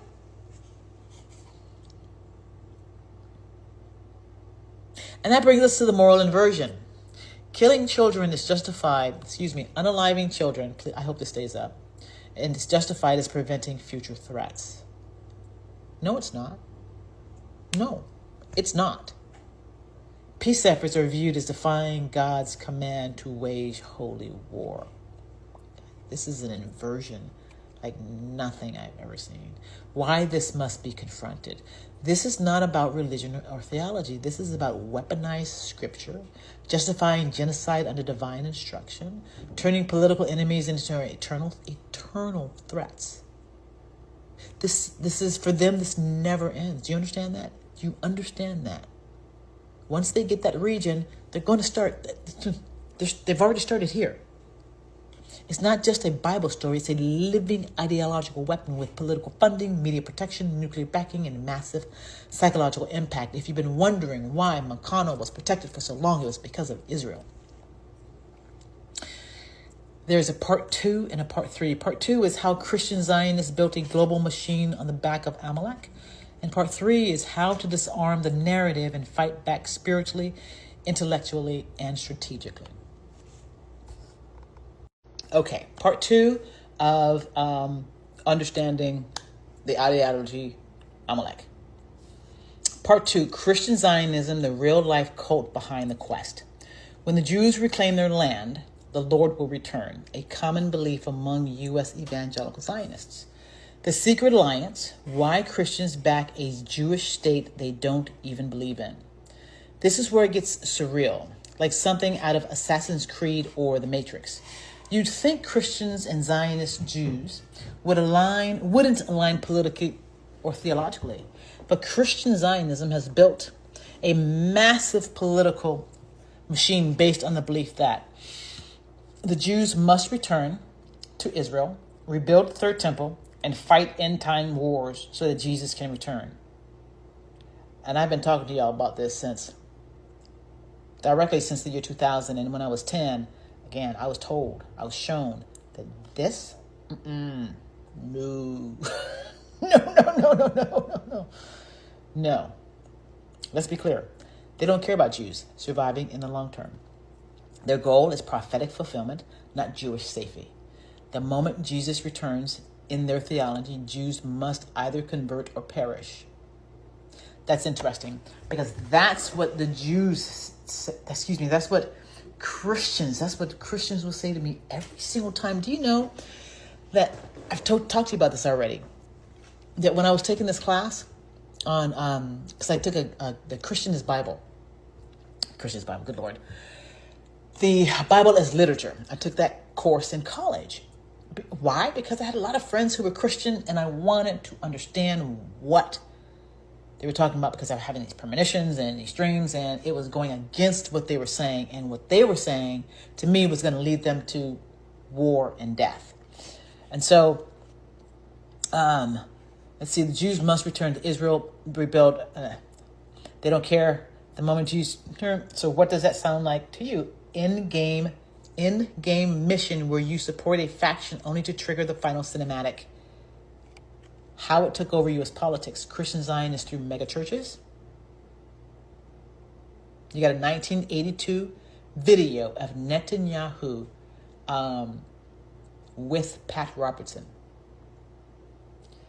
Evangelical media empires, right-wing lobbyists, CUF, Christians United for Israel, have helped make Israel the centerpiece of U.S. foreign policy, regardless of human rights violations, war crimes, nuclear ambiguity, attacks on U.S. interests. Yes, includes U.S. soldiers and citizens. They don't see geopolitics. They see a cosmic board game moving toward its climax. The game script they're running. Bless Israel and be blessed. Blind loyalty equals political power. So if you have blind loyalty, you too will have power in this ecosystem. Enemies of Israel are enemies of God. Demonize Iran, Palestinians, critics. Rebuild the temple, erase Al-Aqsa, ignite holy war. The Battle of Armageddon, this is the one that Michelle Bachmann said a legislator said that she was preparing the United States for this. She said she was positioning us for this. And they achieved it. Convert the Jews after the rapture. So this isn't the same thing as what Jews believe. So not our Jewish brothers. I'm talking about the Jewish supremacists, the ones who believe, well, we're just goyim and slaves and will die. There's no place for us. And in either world, there's no place for us. So basically, I have to either become president or leave my country to be secure. This is not theology. This is narrative weaponry designed to override empathy, justify violence, neutralize dissent. And it's programmed to trigger when someone breaks the script. That's why you're often called anti-Semitic for merely asking, why are we funding apartheid? Why are we backing genocide? How they fight dissent. Use Christian guilt. Bless Israel or curse your soul. Exploit Holocaust trauma to silence criticism of modern wars. And here's what's interesting. Before the war started and I was on Threads, once the war started, a lot of the white guys that followed me started attacking me and calling me anti-Semitic. I found that fascinating. I posted and I said, there's a lot of guys on here. There's a lot, not guys, but a lot of people. There's a lot of folks on here who are trolls who know exactly where we are headed. And instead of telling us what's going on, instead of telling us that we were headed toward this war with Iran, they are trolling us on social media, trying to make it seem like we don't know what's going on. Flood the media with feel-good Israeli narratives. They're trying to do that with the war. Weaponize scripture, reframing war as prophecy and critics as satanic. They've turned faith into a firewall, protecting a state ideology that openly commits ethnic cleansing. And they're trying to do it, well, they are. They're doing it in Jesus' name. Christian Zionism isn't Christianity. It's a coded end times program running behind American politics. Think of it as the Amalek DLC, downloadable content installed onto U.S. Christianity. It didn't come from Jesus, it came from the Scofield Bibles. Funded think tanks and Cold War era psyops. Coming up next, part 3, how to break the spell, fighting back with strategy, intelligence, and spirit. Another email to read. This one was not sent. This one was in my drafts. It was written 11/2/23. Underneath this war in Israel is an intent to dismantle the United States. The far right are literally salivating at the thought of taking over the United States for Jesus. Has anyone asked themselves why the Christian right are helping Israel and not Ukraine? I think a lot of you guys knew the answer to this. Jesus' return is supposed to be in Israel, and Putin is part of their Magog Gog prophecy they're acting out. This is me asking questions to the media, because I'm still wondering what's up with the Magog Gog prophecy, because the Middle East has a central role in this cosplay. They're drawing our attention into 2 wars while actively working with MAGA GOP to dismantle the United States. 11/2/23.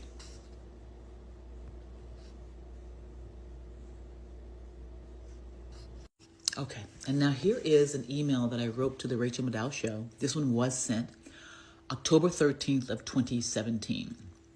What I'm doing is showing, you know what, when you have an ecosystem, it is best to hear the voices of, you don't want to hear the voices of everyone, but you want all voices represented, if you will. So, because then you can do something called situational leadership. There are going to be situations where a white man is not the best leader. Why? Because He is the thing that is closest to the power source that is trying to take us over. So he can't be the dominant narrator of helping us get out of here. Will there be a time when he will lead again? Absolutely. Are you kidding me? For sure. So here we go. October 13th, 2017, written to the Rachel Maddow Show. These are my thoughts. Hi, Rachel and team. I thought for a while that it is probable that the administration and whoever is supporting him are trying to create a Western Spring in this country across the Western world.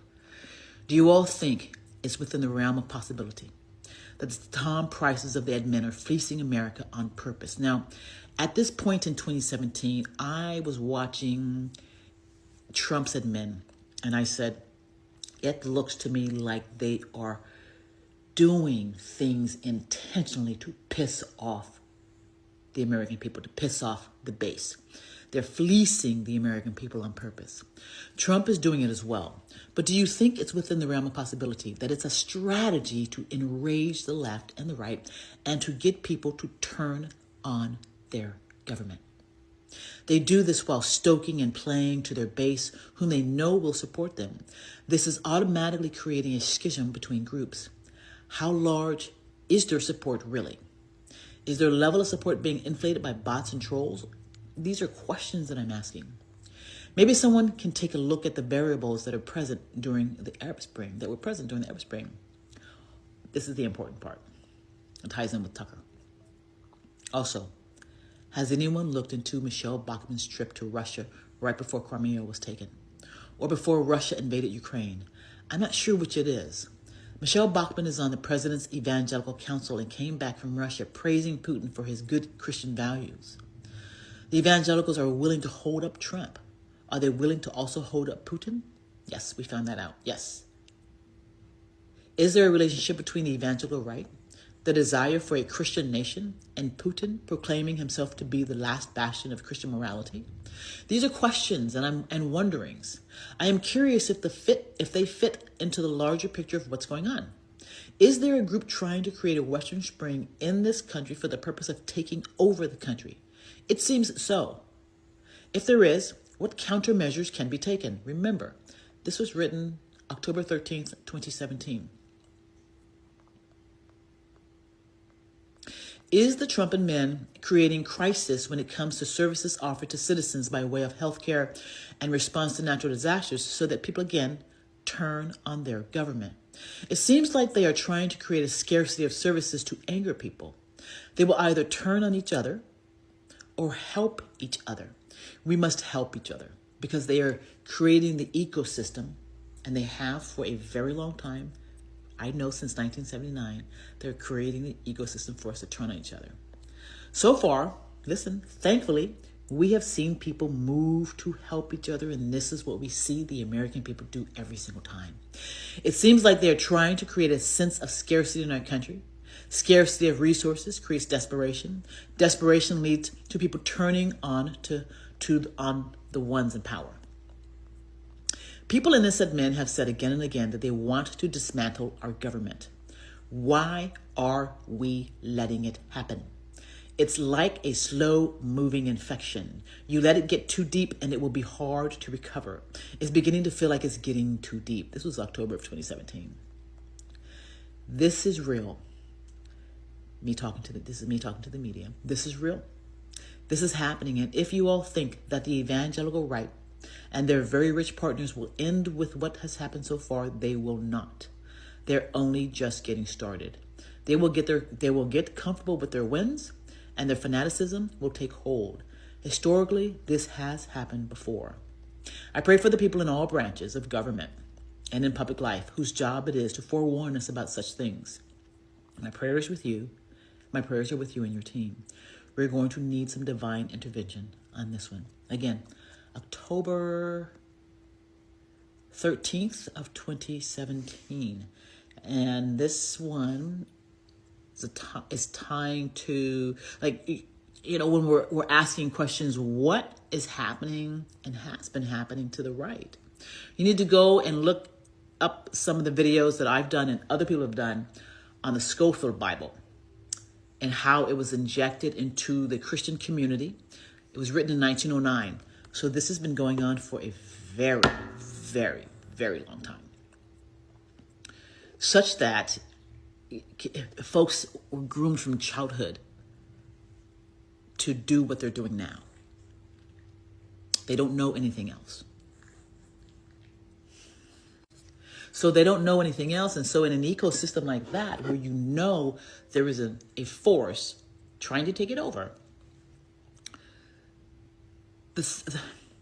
you have to suspend your belief or beliefs about other people. So in 2016, when I started seeing the narrative that was being handed to me about the right, I rejected it.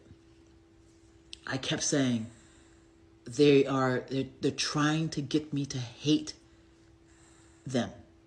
Those are not my enemies. Those are Republicans who are our opponents and not our enemy. But the overwhelming narrative from the media was intended to get the left to hate on the right, to think them stupid, to think them idiots, to think them that, to think them that. And catch this. This is the group that has been targeted for radicalization, religiously speaking and messianically speaking, to have their minds and their ideology bound to Israel. So calling them stupid, calling them idiots, believing the lie about them helps Israel. Helps Putin, helps anyone trying to sow discord in our country. So what you have to do, like the right, you guys, you have to suspend what you've been told about us.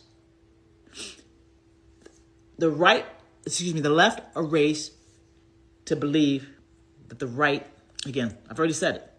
You're overly religious, you're this, you're that, you're idiots, you're dumb, this is coming from the media.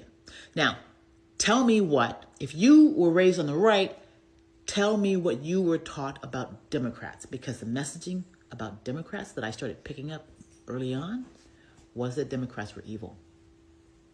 That's coming from Israel. The greatest case for demonic activity, and you know me, I'm very, very pragmatic, and I don't get into all the woo-woo stuff. Yeah. I'm not very religious at all.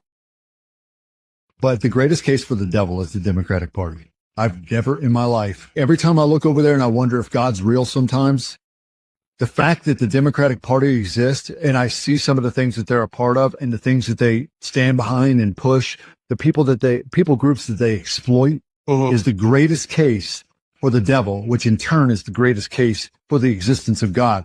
There is evil in that party and they're under the influence of demonic. What are we doing? I laid down to read Harry Potter with my daughter last night, and while I was waiting, I saw a video of Trump talking about the enemy from within. Me. He's talking about me. He said we have extreme leftists who might need to be shot on election day by the National Guard or even the military. He's talking openly about the military going through cities on election day and either detaining or potentially killing Democratic voters. I'm a white suburban dad and husband. I have 2 kids. My kids go to public school. I have a dog and 2 cats. I love them all. And I'm the person he's talking about. It's not somebody else. There's nobody else. Those socialist extreme things that I want are paid time off for new parents, affordable health care, good jobs, clean, safe cities. These are the things. It's not this noise that he's hearing in his head, which I think he hears a lot of these days.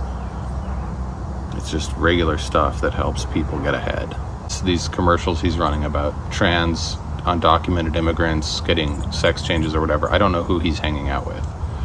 It's like he's been in this echo chamber of insane people for so long that he thinks that that's what the United States is. But it's not. It's me. It's my kids.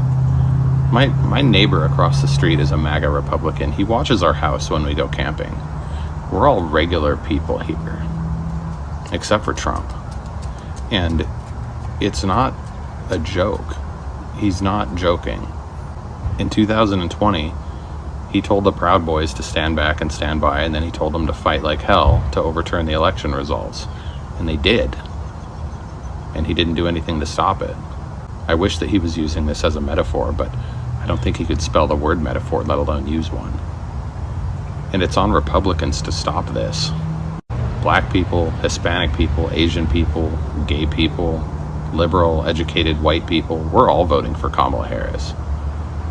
There's a small group of very confused, very angry white voters without college degrees who are voting for Trump still.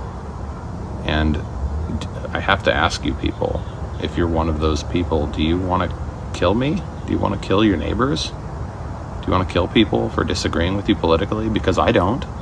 I don't want to hurt my neighbor. I don't want to hurt him. I don't want to hurt anybody, and I won't. But it sounds like you guys, you do, and you will. You know, I found that one of the reasons why I wrote emails to the media, I wrote emails to the media for 7 years, forecasting, it's because a lot of the things that was coming to me didn't belong in the field yet. And so that's one of the reasons why I am currently writing. I currently write a couple of people, and I write them because I want the data to be handled with care. Our legislators who have been MK Ultra, some of them, because you better believe some of them have fought this.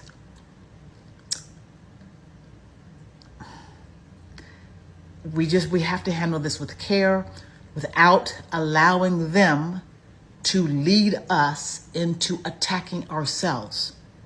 Because that is what I saw happening in 2016.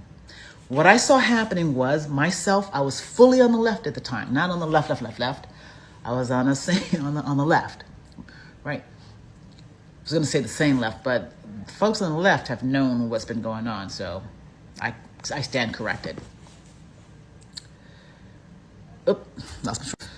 So what I saw, so I stand corrected. I was going to say the sane left, because the left have been narrated as not sane. But here's the reality. Those guys on the left, they're the ones who've been more awake than most of us. So I stand corrected.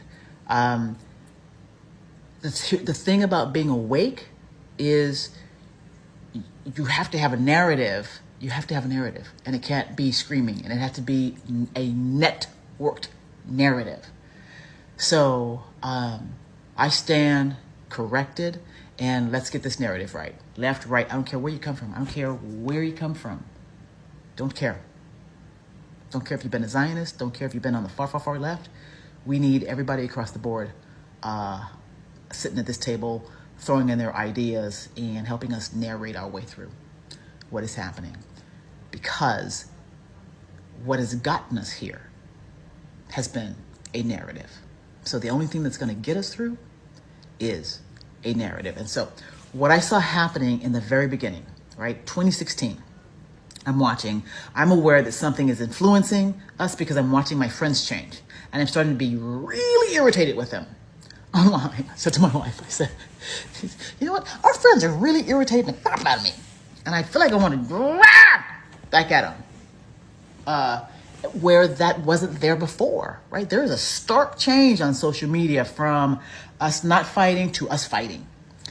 And so what the narrative that was being pumped to us from the left, MSNBC, CNN, was that the MAGA, GOP, Tea Party folks were incompetent, that they didn't know what they were doing, that The strategy was to make fun of them. And here's the thing about having a strategy of making fun of a group of people who are actively trying to take over the country. Okay, we officially live in a goddamn simulation. Because did you hear what I just said?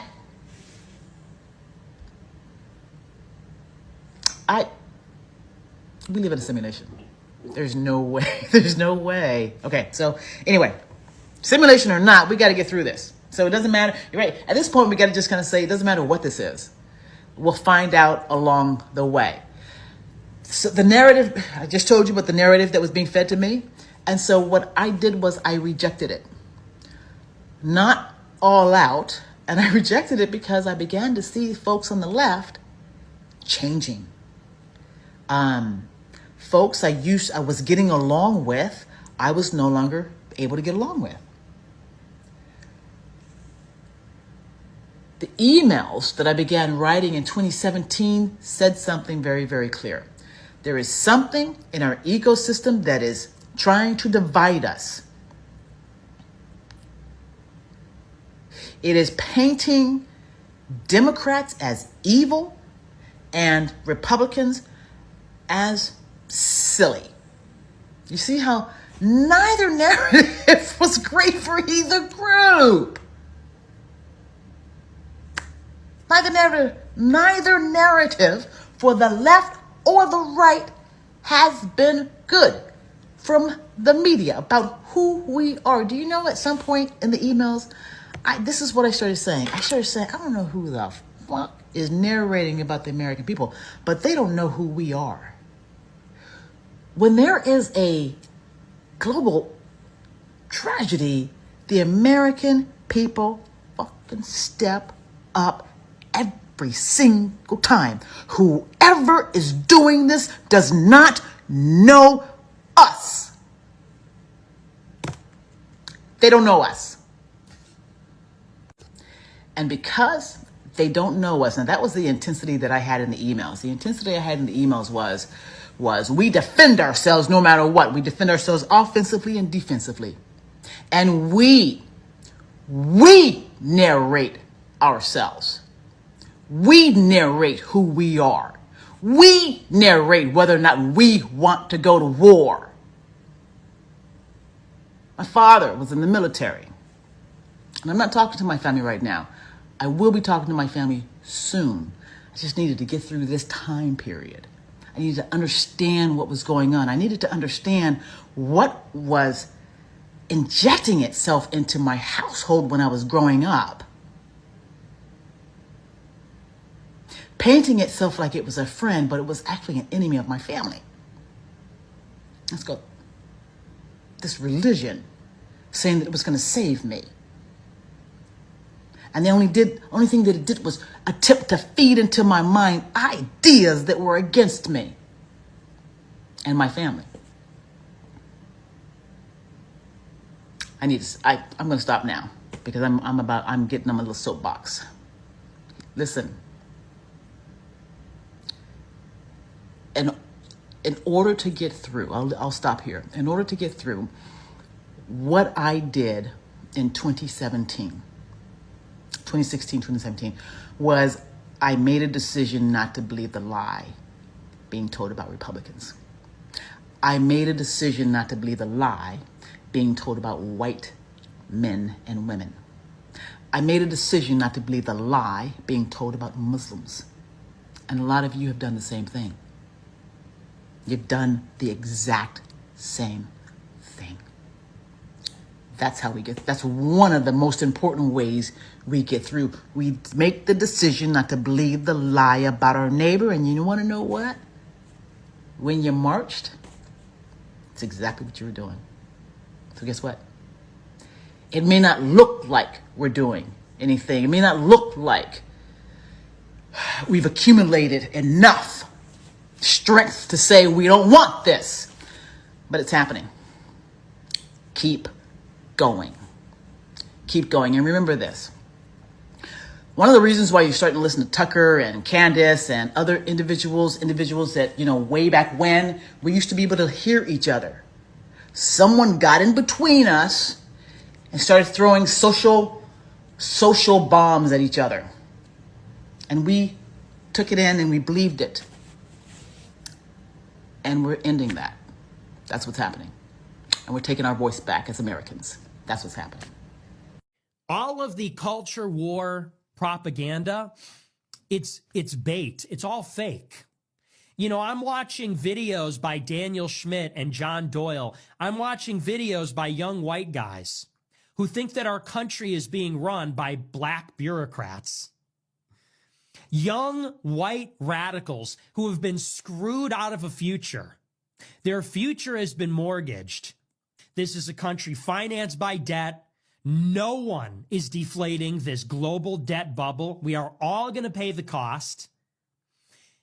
And they have been tricked by billionaires into taking out their anger at black people.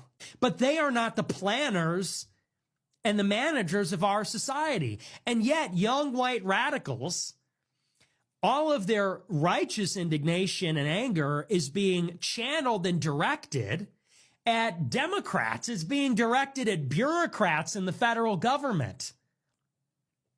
Everything is being channeled as an attack against DEI, as an attack against some such policy like that. Don't look at the billionaires that are funding this. Don't look too closely at Musk and Thiel and Andreessen and Adelson. Don't look at those people. It's the black and brown bodies in the Department of Education. They're the problem. What? It's not even about the right and the left. Fuck the right and the left. It's not about right and left. It's about, are you with our civilization? Are you with Jesus? Are you with America? Those are the questions that matter. Israel's against all of them. Israel's against America. Israel is against the church. They're against Christ. They're against our civilization. They always have been. I want to talk about the Gog-Magog connection to the book of Revelation. There is a lot of debate out there as to where the Gog-Magog war fits on the timetable. Is it in the middle of the tribulation or the end of tribulation? God's word clears this up for us, and I want to share with you what the Lord has shown me through taking me to various scriptures. And as we compare scripture to scripture, I think you will see this too. So the first text we want to read is Ezekiel 38, 19 through 23. In my zeal and fiery wrath, I declare that at the time there shall be a great earthquake in the land of Israel.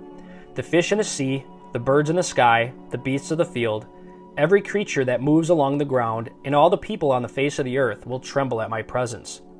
The mountains will be overturned, the cliffs will crumble, and every wall will fall to the ground. I will summon a sword against Gog on all my mountains, declares the sovereign Lord. Every man's sword will be against his brother. I will execute judgment on him with plague and bloodshed. I will pour down torrents of rain, hailstones, and burning sulfur on him, and on his troops, and on the many nations with him. And so I will show my greatness and my holiness, and I will make myself known in the sight of many nations. Then they will know that I am the Lord. Now let's read from Revelation chapter 16, 17 through 21, and notice the similarities.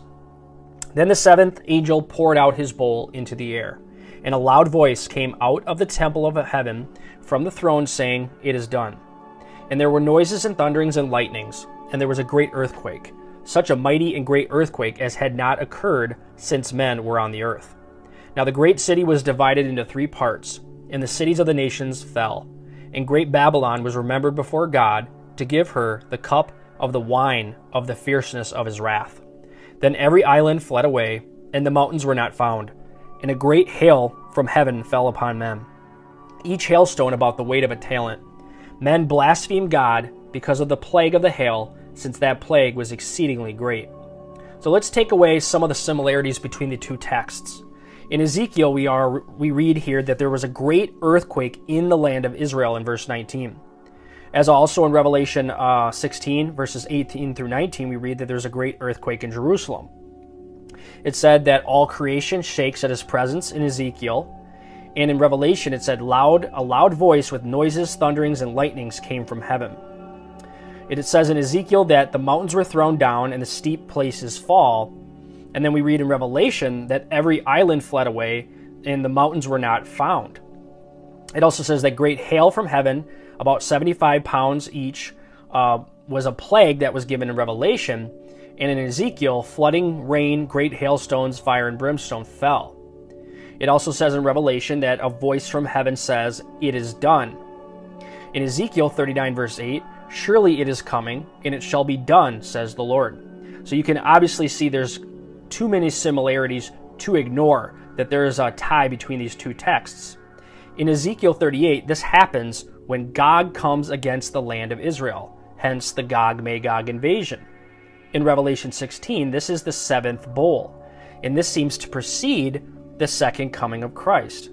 Notice in the preceding bowl, the sixth bowl, the kings of the earth are gathered to the battle of the great day of God Almighty in the valley of Armageddon, Revelation 16, verses 14 through 16. The earthquake is so mighty that it throws down the mountains. This is in both accounts, both in Ezekiel's account of Gog and Magog and in Revelation's account of Armageddon. A mighty earthquake levels the mountains.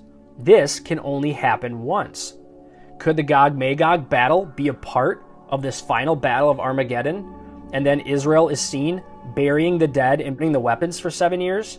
Quote, "Then those who dwell in the cities of Israel will go out and set on fire and burn the weapons, both the shields and the bucklers, the bows and arrows, the javelins and spears, and they will make fires with them for 7 years." And then it says in verse 12, "For 7 months the house of Israel will be burying them in order to cleanse the land." Now notice that the valley of Armageddon is surrounded by the mountains of Israel. If you look at this map, this is where the final battle will go down and Christ will show forth his glory. Many have thought that the final battle of Armageddon has no ties whatsoever to the Gog-Magog war. But if we compare Scripture with Scripture, it seems that there is. Notice some other connections. Quote, "You shall fall upon the mountains of Israel, you and all your troops, and the peoples who are with you. I will give you to the birds of prey of every sort, and to the beasts of the field, to be devoured." We find that in Ezekiel 39 verse 4. Then turn to Revelation 19 verses 17 through 18. "Then I saw an angel standing in the sun, and he cried with a loud voice, saying to all the birds that fly in the midst of heaven, Come and gather together for the supper of the great God, that you may eat the flesh of kings, the flesh of captains, the flesh of mighty men, the flesh of horses and of those who sit on them, and the flesh of all the people, free and slave, both small and great." And then it says in verse 21, "And the rest were killed with the sword which proceeded from the mouth of him who sat on the horse, and all the birds were filled with their flesh."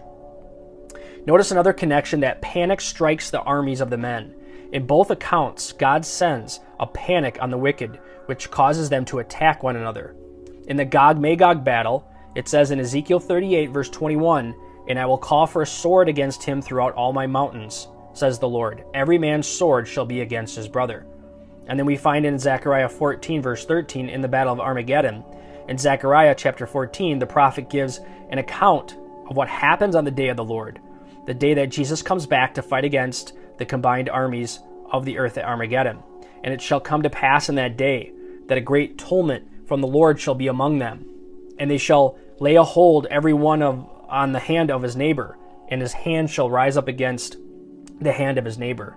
When we take Scripture and compare it with Scripture, that this in fact is most likely the same battle, which says that this will happen at the end, the very end of the 7-year tribulation period, in the seventh bowl, right before Christ comes back, or will be a part of Christ's judgment in the second coming. The Bible says that this attack at the end of time will come on Israel from the north and the south, and that will be the final war, the war to end all wars that will usher in the end of time. Now here's the question. Are we entering into that war right now? No.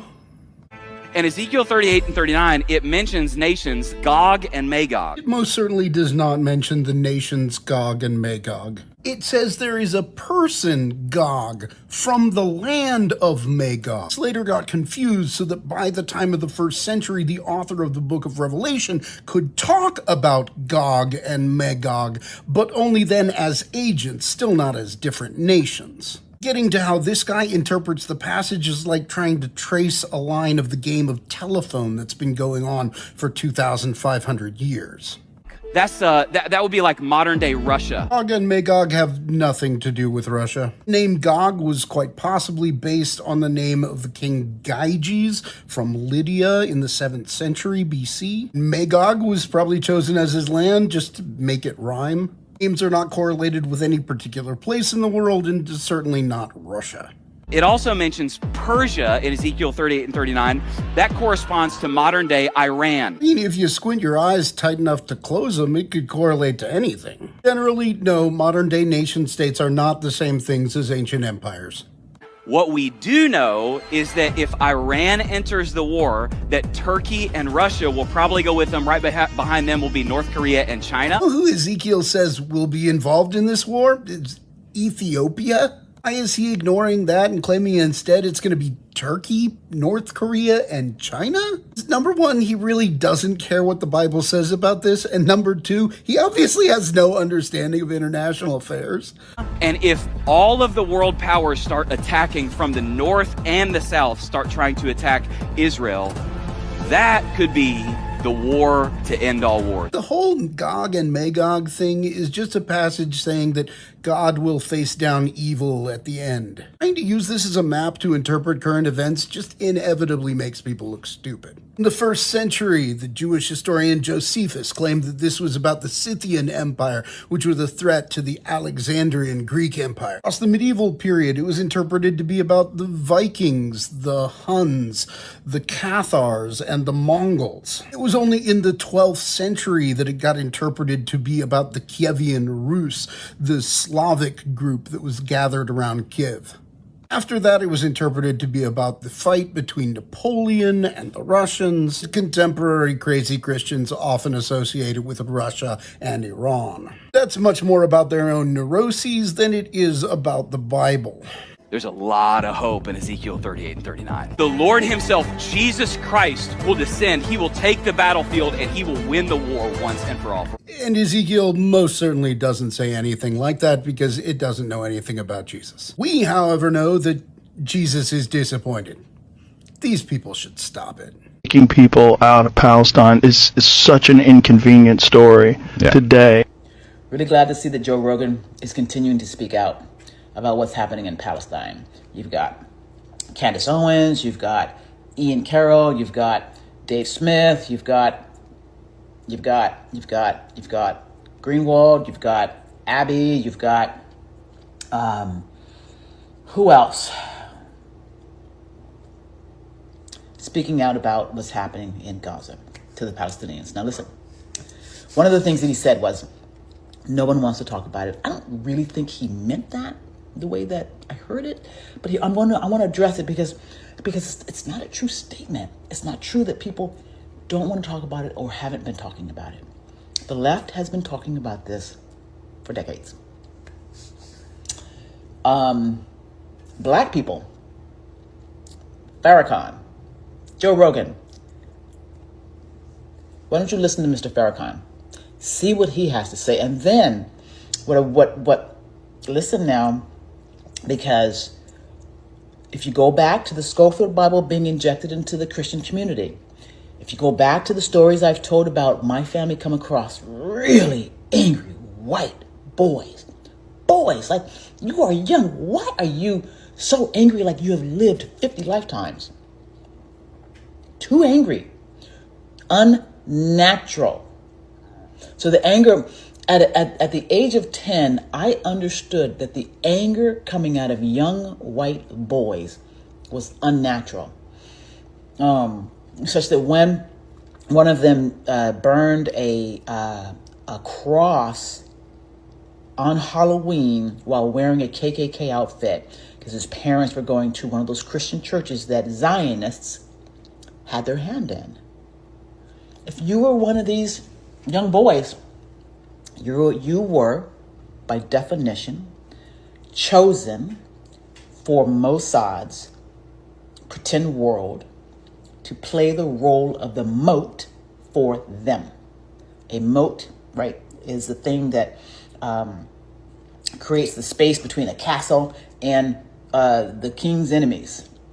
We create a pretend world. We are a global production company. We write the screenplay, We're the directors, we're the producers, we're the main actors. The world is our stage. This is Mossad's old office. Its motto from Proverbs 24:6 says in so many words, wage war through deception and trickery. White people were radicalized in America to be the moat for Israel. And being the moat for Israel means that you, by definition, are going to be radicalized to be against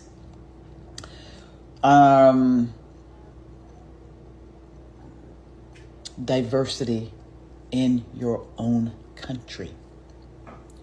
So I'm glad to see that Rogan is waking up, because the left, specifically the squad, which was targeted by Netanyahu specifically came to America, to Congress, to go after the left. And he used that ecosystem on the right that Joe Rogan is a part of. I'm glad he's waking up. My dad is a Palestinian refugee. Yeah, you were telling me the story, and I want to get into that because it's kind of crazy. Like, tell the whole story of how this wound up happening. Yeah. So my family is originally from Haifa, which is now in Israel, and they were expelled as part of the 1948 Nakba, where Palestinians were sort of kicked out, and they went to like. How does your dad describe that? How old was he when that was going on? My grandma and my grandpa and my uncles were kind of kicked out, and the way they would describe that is they try to fight, they try to like keep their home, but it was like this overwhelming force. They weren't organized. They were just like people. They didn't really have an army, at least in that place, and eventually at gunpoint they took their homes and told them to go. If you're down south, you went to Gaza, and that's why like 70% of Gazans are refugees from Israel. Like the people that are getting massacred right now are originally from Israel, from the land that people call Israel today. And then if you're in the north, like Haifa or Jaffa, whatever, you went like to Lebanon, or to the West Bank, or to Jordan, or to Syria. So my family went to Syria. And that whole thing, we're kicking people out of Palestine, is such an inconvenient story today. When people are talking about Israel and Palestine and the conflict, they do not like talking about what happened in 1948. Yeah, and I think it's important. Like I think for us to reach some kind of peace, which is really hard to talk about when you see what's happening in Gaza, even yesterday. The people that were waiting for food got bombed. Yeah, it's insane, and no one wants to talk about it. Right, but if you do talk about it, you're anti-Semitic, which is so strange. Like I don't know how they wrangled that. Well, it's been hard for me in tech because like probably the only prominent Palestinian in tech that is talking about it, and so that's. Do you get pushback? Oh, of course. Lots of what do people say to you? Anti-Semitic. How is it anti-Semitic? What they've done to Gaza is fucking insane. It's insane. And if you can't see that, if you can't say that, and your response is, Israel has the right to defend itself. Like, what are you talking about? Against what? Children? Right. Against women and children that are getting blown apart? Against aid workers that are getting killed? Yeah. Like, what are you talking about? Like, we can't have a rational conversation if you're not willing to address that. Now, I know what they do because I used to ask them to do it. I mean, when I was in the Mossad and we had a guy that gave us problems in the U.S., and he was speaking out, and he was talking like Pete talked once and said, Israel is bombing Lebanon with cluster bombs. We say, hey, who's that guy? And of course the campaign starts, and before you know it, the guy's labeled. And he's an anti-Semite, because that's what we say he is. It's a trick, we always use it. When from Europe somebody is criticizing Israel, then we bring up the Holocaust. When in this country people are criticizing Israel, then there are anti-Semitic. I own you. You're my bitch. So don't walk around here thinking you have free will, because you don't. I can crush you anytime I want. So settle in, because you are here for the long haul. Israel. Well, there's a history, and a very interesting one. It actually goes back a long time. One thing to remember is that Christian Zionism is a very powerful force, which goes back long before Jewish Zionism. In England particularly, Christian Zionism was a powerful force among British elites. It's part of the motivation for the Balfour Declaration and for Britain's support for Jewish colonization of Israel. Remember, the Bible said, and that's a big part of British elite culture. Same in the United States. Woodrow Wilson was a devout Christian who read the Bible every day. So did Harry Truman. In the Roosevelt administration, one of the leading officials, Harold Ickes, once described the return of the Jews to Palestine as the greatest event in history. It's realizing the lesson of the Bible. These are deeply religious countries in which the biblical commands, so-called, are taken quite literally. Also, this is just part of colonization. This is the last phase of European colonization. And notice that the countries that are most strongly in support of Israel are not just the United States. It's the United States, Australia, and Canada, the offshoots of England, Anglosphere sometimes called, unusual forms of imperialism. These are settler colonial societies, societies in which not like India, not like the British in India, say, societies, South Africa was a little like this, or Algeria under the French. Settler colonial societies in which the settlers came in, essentially eliminated the native population, also driven by religious principles, very religious groups driven by Christian Zionism. Those are major cultural factors. There are also significant geostrategic factors. You go back to 1948, there was actually a split between the State Department and the Pentagon in the United States over how to react to the new state of Israel. The State Department was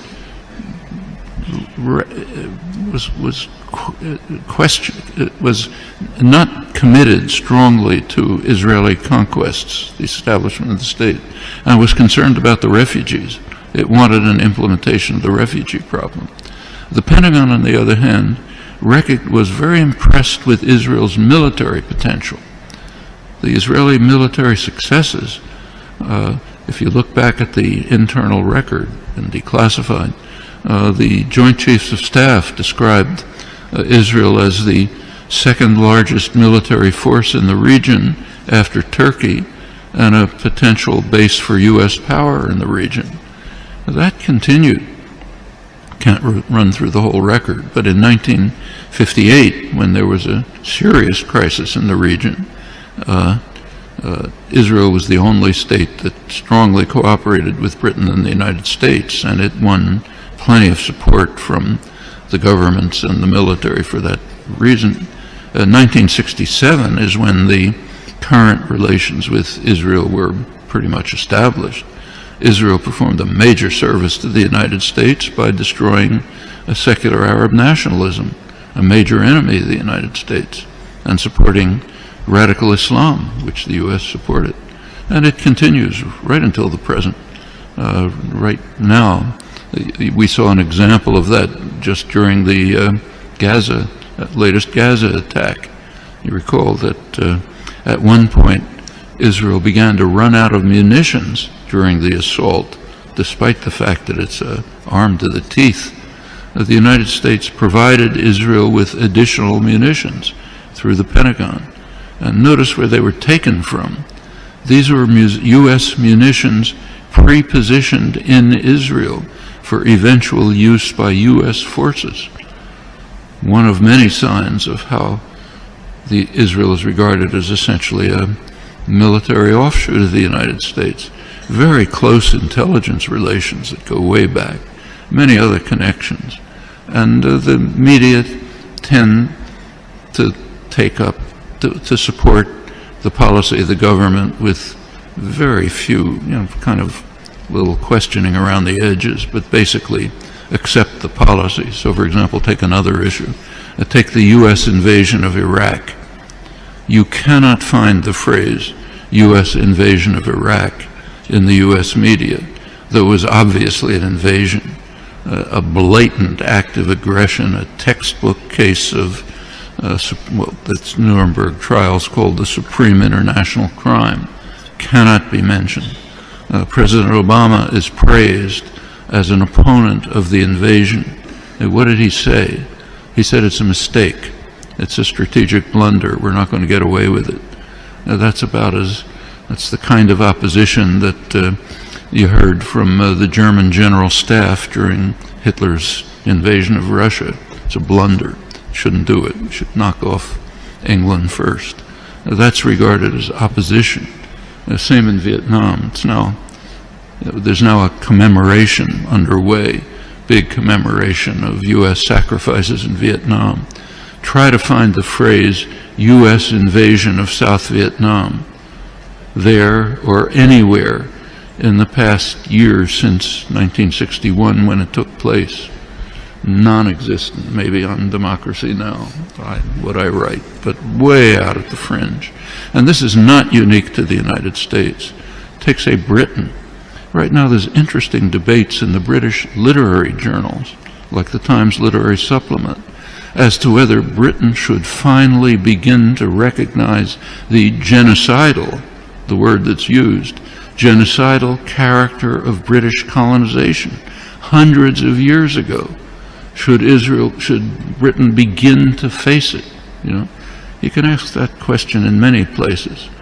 The tendency of the intellectual community to go along like a herd in support of state power, private power, is just overwhelming.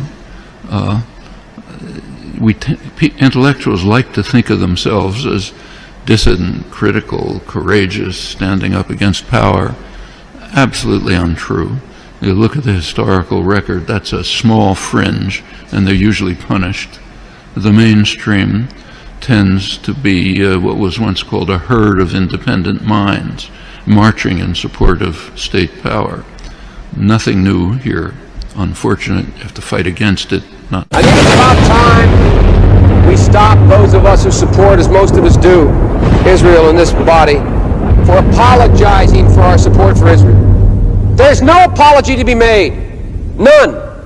It is the best $3 billion investment we make. Were there not an Israel, the United States of America would have to invent an Israel to protect her interest in the region. The United States would have to go out and invent an Israel. I am with my colleagues who are on the floor in the Foreign Relations Committee, and we worry at length about NATO. And we worry about the eastern flank of NATO, Greece and Turkey, and how important it is. They pale by comparison. The United States would have to go out and invent an Israel. The second part is people should understand by now, this should be crystal clear, that Israel is the single greatest strength America has in the Middle East. I always say to my friends when they say those things to you, I say, imagine our circumstance in the world were there no Israel. How many battleships would there be? How many troops would be stationed? I used to say early on when I was a kid, I'd say, when I was a young senator, I'd say, if I were a Jew, I'd be a Zionist. I am a Zionist. You don't have to be a Jew to be a Zionist. Progress occurs in the Middle East when everyone knows there's simply no space between the United States and Israel. There is no space between the United States and Israel when it comes to Israel's security. There is only one nation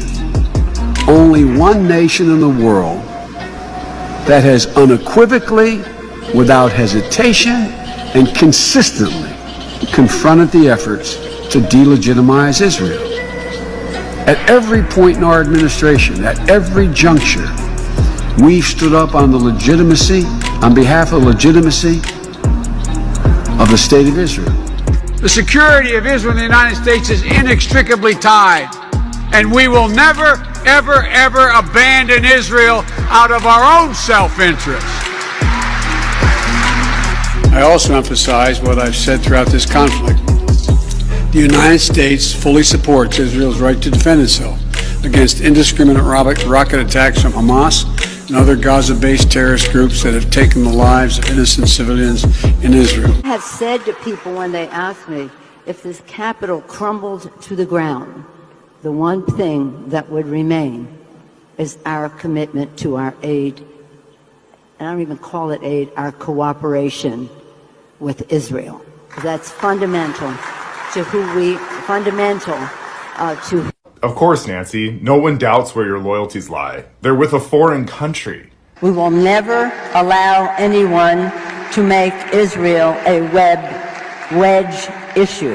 That pledge is proudly honored in this Congress, where support for Israel remains ironclad and bipartisan. Not to the American people. You didn't help out the Maui wildfire residents, right? But you had tons, billions of dollars to rebuild Ukraine. Is there a limit for how much support we can give to Ukraine? No. Is there a limit to our defense of democracy? You had $14 billion to throw Israel's way as soon as they needed it. Anything they want. No restrictions, no covenants, nothing whatsoever. We must be crystal clear. We stand with Israel. We stand with Israel. You're more concerned what happens to a foreign country's capital than you are with the people of this country. Because when the people of this country protested in our capital, you called it an insurrection. Because our president is not speaking for the American people, and neither are you. That's your opinion. It's my opinion. Well, then sit down. We've heard your opinion. Thank you very much. You're not going to help the Americans who are struggling with healthcare and inflation. You're going to give billions of dollars to a foreign country and wave it in our face that your loyalty lies to them. And then act like you're shocked and surprised when the American people are protesting in our capital. The fact that the people who run our country don't represent us. Well, I love Israel. I love Israel. That their loyalties are to foreign countries. It's literally treason. States have some very important work to do for Israel. I can identify tonight two very important things that the United States has to do for Israel. There are many more, but there's no need to do more than simply two. In order for Israel to succeed the United States as a ruling state in the world, not only must the US economy collapse and the US dollar collapse, and when the US dollar collapses, it brings down the whole world of paper money with it, and if you don't believe me, just wait. Just wait. Not only must the United States collapse its economy and its money, but in addition, Israel has to wage a big war, which even non-Muslim political analysts are now anticipating. A big war. Even Jews now within Israel, I'm getting emails, even Jews within Israel, Jewish academics who are in opposition to the Sharon government, they are now understanding that there's something big about to happen. And they're warning the world about it. Of course, it's too late now. Israel has to wage this big war, which is already planned long ago. And the territory of the state of Israel. Breaking news, China is calling out the US and saying that they are being controlled by Israel. A Chinese minister has come out publicly and condemned the United States for their support of Israel's actions in Gaza. And he even suggested that there may be Israeli blackmail on US politicians in order to force the unwavering support. China then reaffirmed their stance of recognizing Palestine and wanting a peaceful solution, and said that the United States' actions are, quote, barbaric, and that Israel is an illegitimate state. North Korea and Russia gave similar stances on this, as Kim Jong-un came out and said that the US is a puppet of Israel. And the Russians came out and strongly condemned the United States' support of Israel and their strikes on Iran, as North Korea and China also said that the US does their, quote, bidding for the evils of the world, in reference to the Israelis. This is very strong words from China, Russia, and North Korea. When power rests on the foundations of faith, that power recognizes human values to be supreme. Gog and Magog are human beings, but they're human beings who commit facade. Gog and Magog commit facade, meaning they corrupt everything they touch. And the corruption is such, it's so dangerous that it threatens to destroy. They corrupt the political system, they corrupt the economy, they corrupt the market, they corrupt the monetary system, they corrupt the educational system, they corrupt the system of time, they corrupt the relationship between men and women, they corrupt a woman's role in society and a woman's role in a marriage, they corrupt it. The corruption is such that it threatens to destroy. So society will collapse, will disintegrate. Well, you know, when I say that the West lies all the time, I'm not saying that as an insult. I'm not just lashing out at the West or something. No. You have to understand, this is factually accurate. It's true. And there are massive, complex ramifications from this fact. Do you understand? There are whole systems of thought, systems of government based on those systems of thought. Academic disciplines, fields of study, you know, economic, political, societal frameworks, and interpretive paradigm for understanding the world. All of which we have adopted. We've adopted it and taken it seriously. And all of that has been built by and for a so-called civilization that lies about everything. This is a disaster. I don't think you understand. It was never about building a sound structure. It was always just a cover-up. Your sociology, your economics, your political philosophy, your political science, your theories of this and that and the other. No, it turns out it was all just a cover-up. So-called white people in America know a version of history. They know a story. They know a narrative that has been carefully crafted to shape how they see themselves, how they see their ancestors, how they see their nations and their place in the world, and how they see everyone else. And this ignorance, this deliberate miseducation that they have imposed upon their own people allows the same crimes to continue. What most white people in America and Europe believe about their history is not history at all. It's mythology designed to produce a specific kind of person. A person who does not feel guilty. A person who does not feel accountable. A person who does not feel responsible for ever changing anything because they don't think they're doing anything wrong. They're taught that their ancestors were pioneers, their ancestors were explorers and builders of civilization, that they've brought progress and democracy and enlightenment to the world. They hear about the Renaissance, they hear about the Industrial Revolution, they hear about the Age of Discovery, and so forth and so on. And not about enslavement, not about genocide, not about the theft, not about the destruction that their people are responsible for. They're not taught that their prosperity was built on unimaginable suffering. They're not taught that their systems of government, their financial empires, their very sense of national identity are all rooted in exploitation. They don't know about the crimes. They don't know the real legacy of their people. And so they don't change. They don't have to change because they don't even realize what they need to correct. You know, when we look at colonialism, for example, the history that's taught in Western schools is usually an abstraction. Colonization is framed as something that it just sort of happened a long time ago, you know, something that was maybe unfortunate, but it was inevitable, and ultimately it represented progress, and there were many beneficial things to come from it. Never mind the millions of Africans who died in the Congo Free State under King Leopold. Most white Americans have never heard of them. Never mind the Bengal famine of 1943 when millions of Indians starved to death due to British policies. They don't even know about it. The fact that the American police forces evolved from slave patrols, they don't know about that either. And they're not any more informed about the ongoing crimes, like the pillage of African resources today, the economic neocolonialism that keeps entire regions of the world impoverished, the exploitation of labor in the global south. These aren't relics of history. That's the present day reality of what your people are doing. But the story that the white people are told does not include those realities, or else it packages those realities deceitfully and dishonestly. They package them dishonestly and deceitfully in the past just like they do now. The irony is that when they're confronted with the truth, many of these people will react defensively, you know. I didn't do that. That was in the past. Why should I feel guilty? But this reaction in and of itself reveals how little they're really understanding. It's not about guilt. It's about responsibility.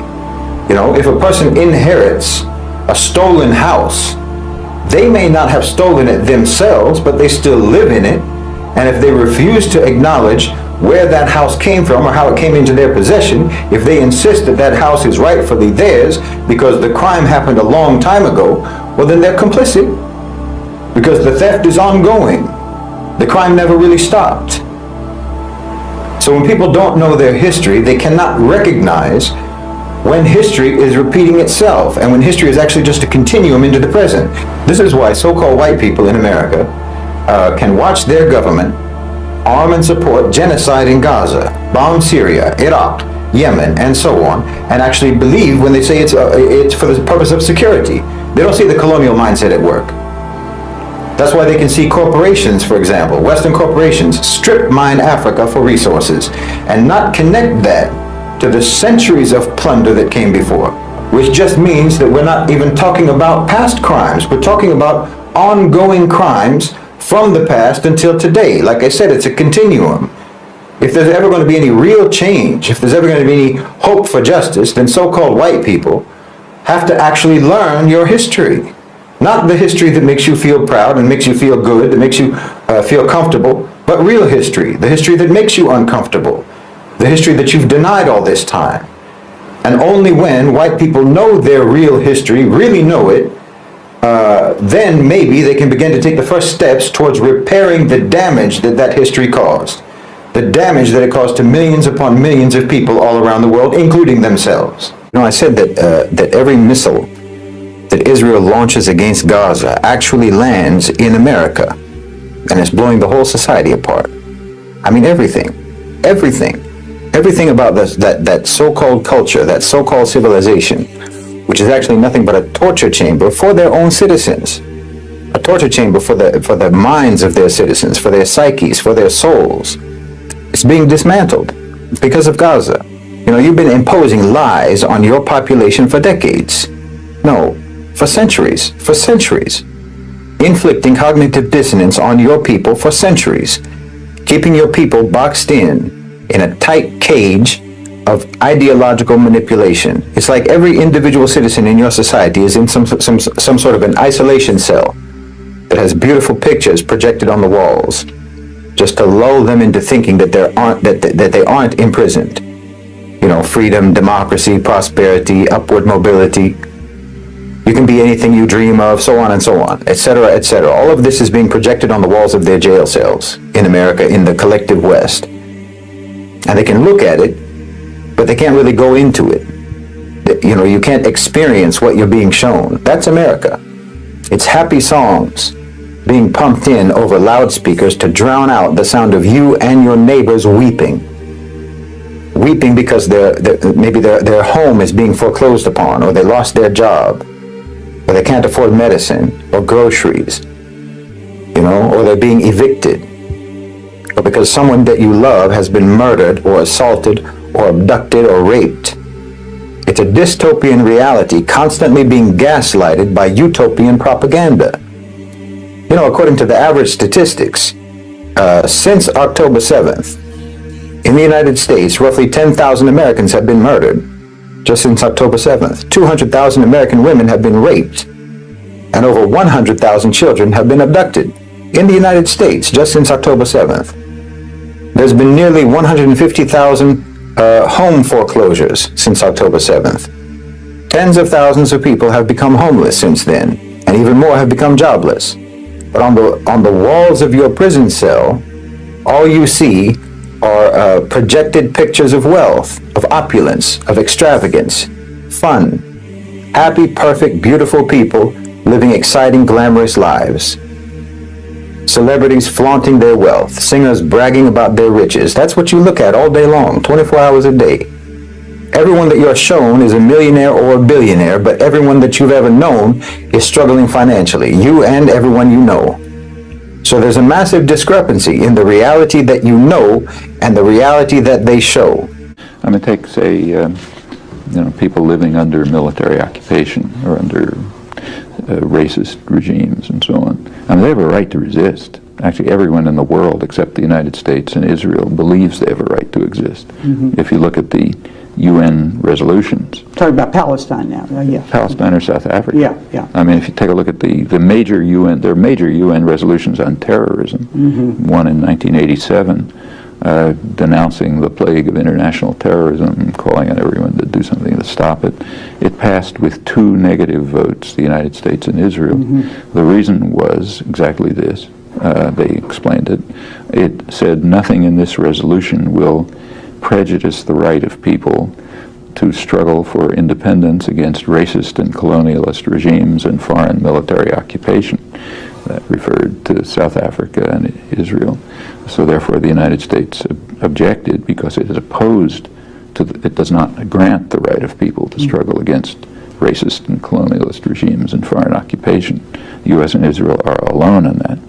When the U.S. votes against a resolution, it's out of history, so you don't read about it, but it's there. The war against terrorism is new, it's old. The U.S. is alone in opposing it. Now, Grant, I believe that the world is right on this and that the U.S. is wrong. There is a right to resist racist and colonialist regimes and foreign military occupation. It's worse than apartheid. I've never called it apartheid because it's worse than apartheid. South Africa depended on its black population. 85% of the population. They were the workforce. They needed them. South Africa tried actually to get the Bantustans to be recognized, try to make them look viable. Israel doesn't do that with the Palestinians in the occupied territories, just wants to get rid of them. The biblical rights, which have absolutely no status, none. Nobody in the world can say, 2,000 years ago, here's my story of what happened, so therefore I have a right to do it now. You can't live in a world like that. Nobody in the world ever makes such a claim. You want to make it, okay, but then just admit, I'm out of the world. I'm distinct from the world. Now, yes, totally distinct. If you really want to play that game, the Palestinians have more of a right to claim to be descendants of the population from 2,000 years ago than I do. My ancestors probably come from the Caucasus. Their ancestors come from Palestine. The Canaanim were correct about this. So you don't want to get into that game. Biblical rights have no status. Do you know what Netanyahu's real name is? It's not Netanyahu, it's Milkovsky. I swear to God, go and look it up. You'll find Milkovsky. That's his real name. These are, remember what Israelis are. Israelis are European Jews. They don't come from Palestine. But they want you to make you believe. They want to make believe and make you believe that they come from this area, that they are indigenous to the land, that they're so Jewish. Who is Netanyahu? Watch this video. They call themselves Netanyahu, but it's just a stolen name, a Hebrew mask plastered over a European exile's face. His real name was Milikowski, born of Ashkenazi lineage from Poland. Benjamin Netanyahu has neither the blood, nor the land, nor the language of those he claims to represent. His Judaism is not that of the shepherds of Hebron, nor the poets of Jaffa. It is the Judaism of a colonizer from elsewhere who put on the prophet's robe to hide the scent of ashes. Because what he represents today is not a people, it is a machine, a political, military, ideological machine, a machine of steel and contempt. Netanyahu didn't grow up on the banks of the Jordan. He grew up in the salons of New York's conservative elite and the ultra-nationalist sermons of his father, Ben Zion, the hardline Zionist historian. He never spoke Arabic. He never shared bread with a Palestinian. He never had to bury a child beneath the rubble of an Israeli airstrike. He is not from this land. He took it. And yet he decides. He demolishes. He signs the orders. Today, under his rule, Gaza is a graveyard for children. Rafah, a field of ruins. Jenin, a ghost town. And Syria, just yesterday, burned again under Israeli missiles striking the Syrian Ministry of Defense, as if it were just another square on a game board. He has no connection to this region except through fire. He clings to it only through destruction. And what of the other Israelis like him? Those who come from Russia, Germany, Ethiopia, or the United States. They wave the flag of a land they had never set foot on before 1948, a land they later repainted in blood. They claim a birthright torn from others through expropriation, walls, bombs, and racist laws. They carry not a single drop of Palestinian blood, yet claim every hill, every olive tree, every stone. They have no roots here, yet they uproot those who have lived here for centuries. They share no memory with this land, except the one they invented. They Hebraized their names, but their hearts remain foreign to this soil. And to fill that absence, they suffocate it, disfigure it, dominate it. So how do we name this deception? How do we describe this thirst for possession without belonging? It's more than a lie. It's an occupation of history.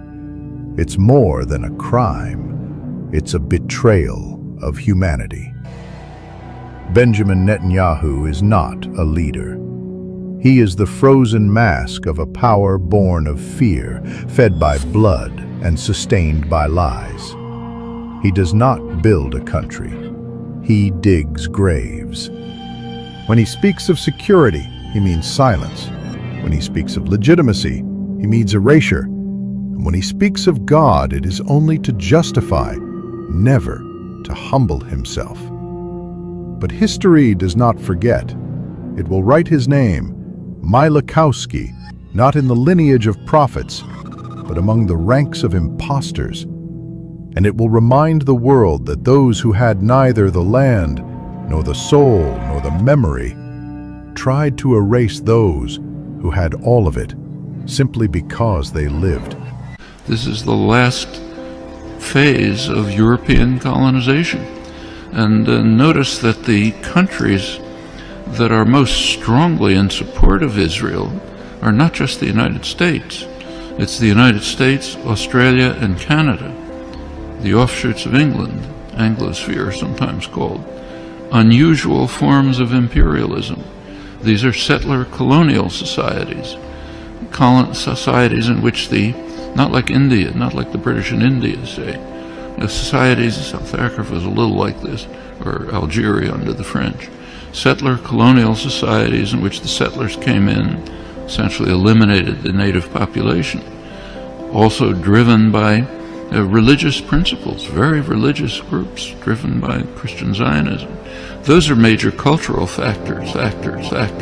You're losing. Like, support for you has collapsed because everyone is waking up to the fact that you have run the longest game of propaganda ever. I mean, you look how they attack everybody's mind. The public school system, okay? We are just completely conditioned to believe, like, we talk about World War II. We hardly talk about what the Bolsheviks did. We hardly talk about what happened to the Christians. We're always focused on this belief that Jewish people can only ever be the victims. They can only ever be the victims. If they don't get you in the public school system, because this public school system is failing in 1,000 different ways, but not in emotional conditioning, they're going to get you in Hollywood, movie after movie after movie, given awards, and telling once again another tale about the Holocaust, which pulls at your heartstrings until you go, okay, look, we can never allow this to happen ever again. In the South, and this has been something that I did not expect, but so many people have emailed me and said, Candace, I left the Baptist church, I left whatever Protestant church, because I suddenly started seeing this. Like, how can we justify what Israel is doing? And you have our pastor standing up there saying it is your duty to defend them and just ignore the Holocaust of the Gazans. And so it's awakening people, and they are now getting baptized being received by the Catholic Church. And so it is having the opposite desired effect. And I think we're now all feeling encouraged and saying, you know what, it doesn't matter what somebody's race is or where they're from. Wrong is wrong. I don't care what your history is. I don't care what your grandma went through. What are you doing right now? Okay. What are you doing right now in the world? What are you contributing right now in the world? How dare you tell me, or any person in America, that not only do I have to send you billions of dollars, but I also am not allowed to criticize a single thing that you do, or you're going to smear me as an anti-Semite? They'll straight up pass laws in your own country that'll force you not to criticize them. Yeah, and Trump's been weak on that. He's supported the stuff on the college campuses. It's all crap. So for better or for worse, the MAGA movement is going to change, okay? And there's no question about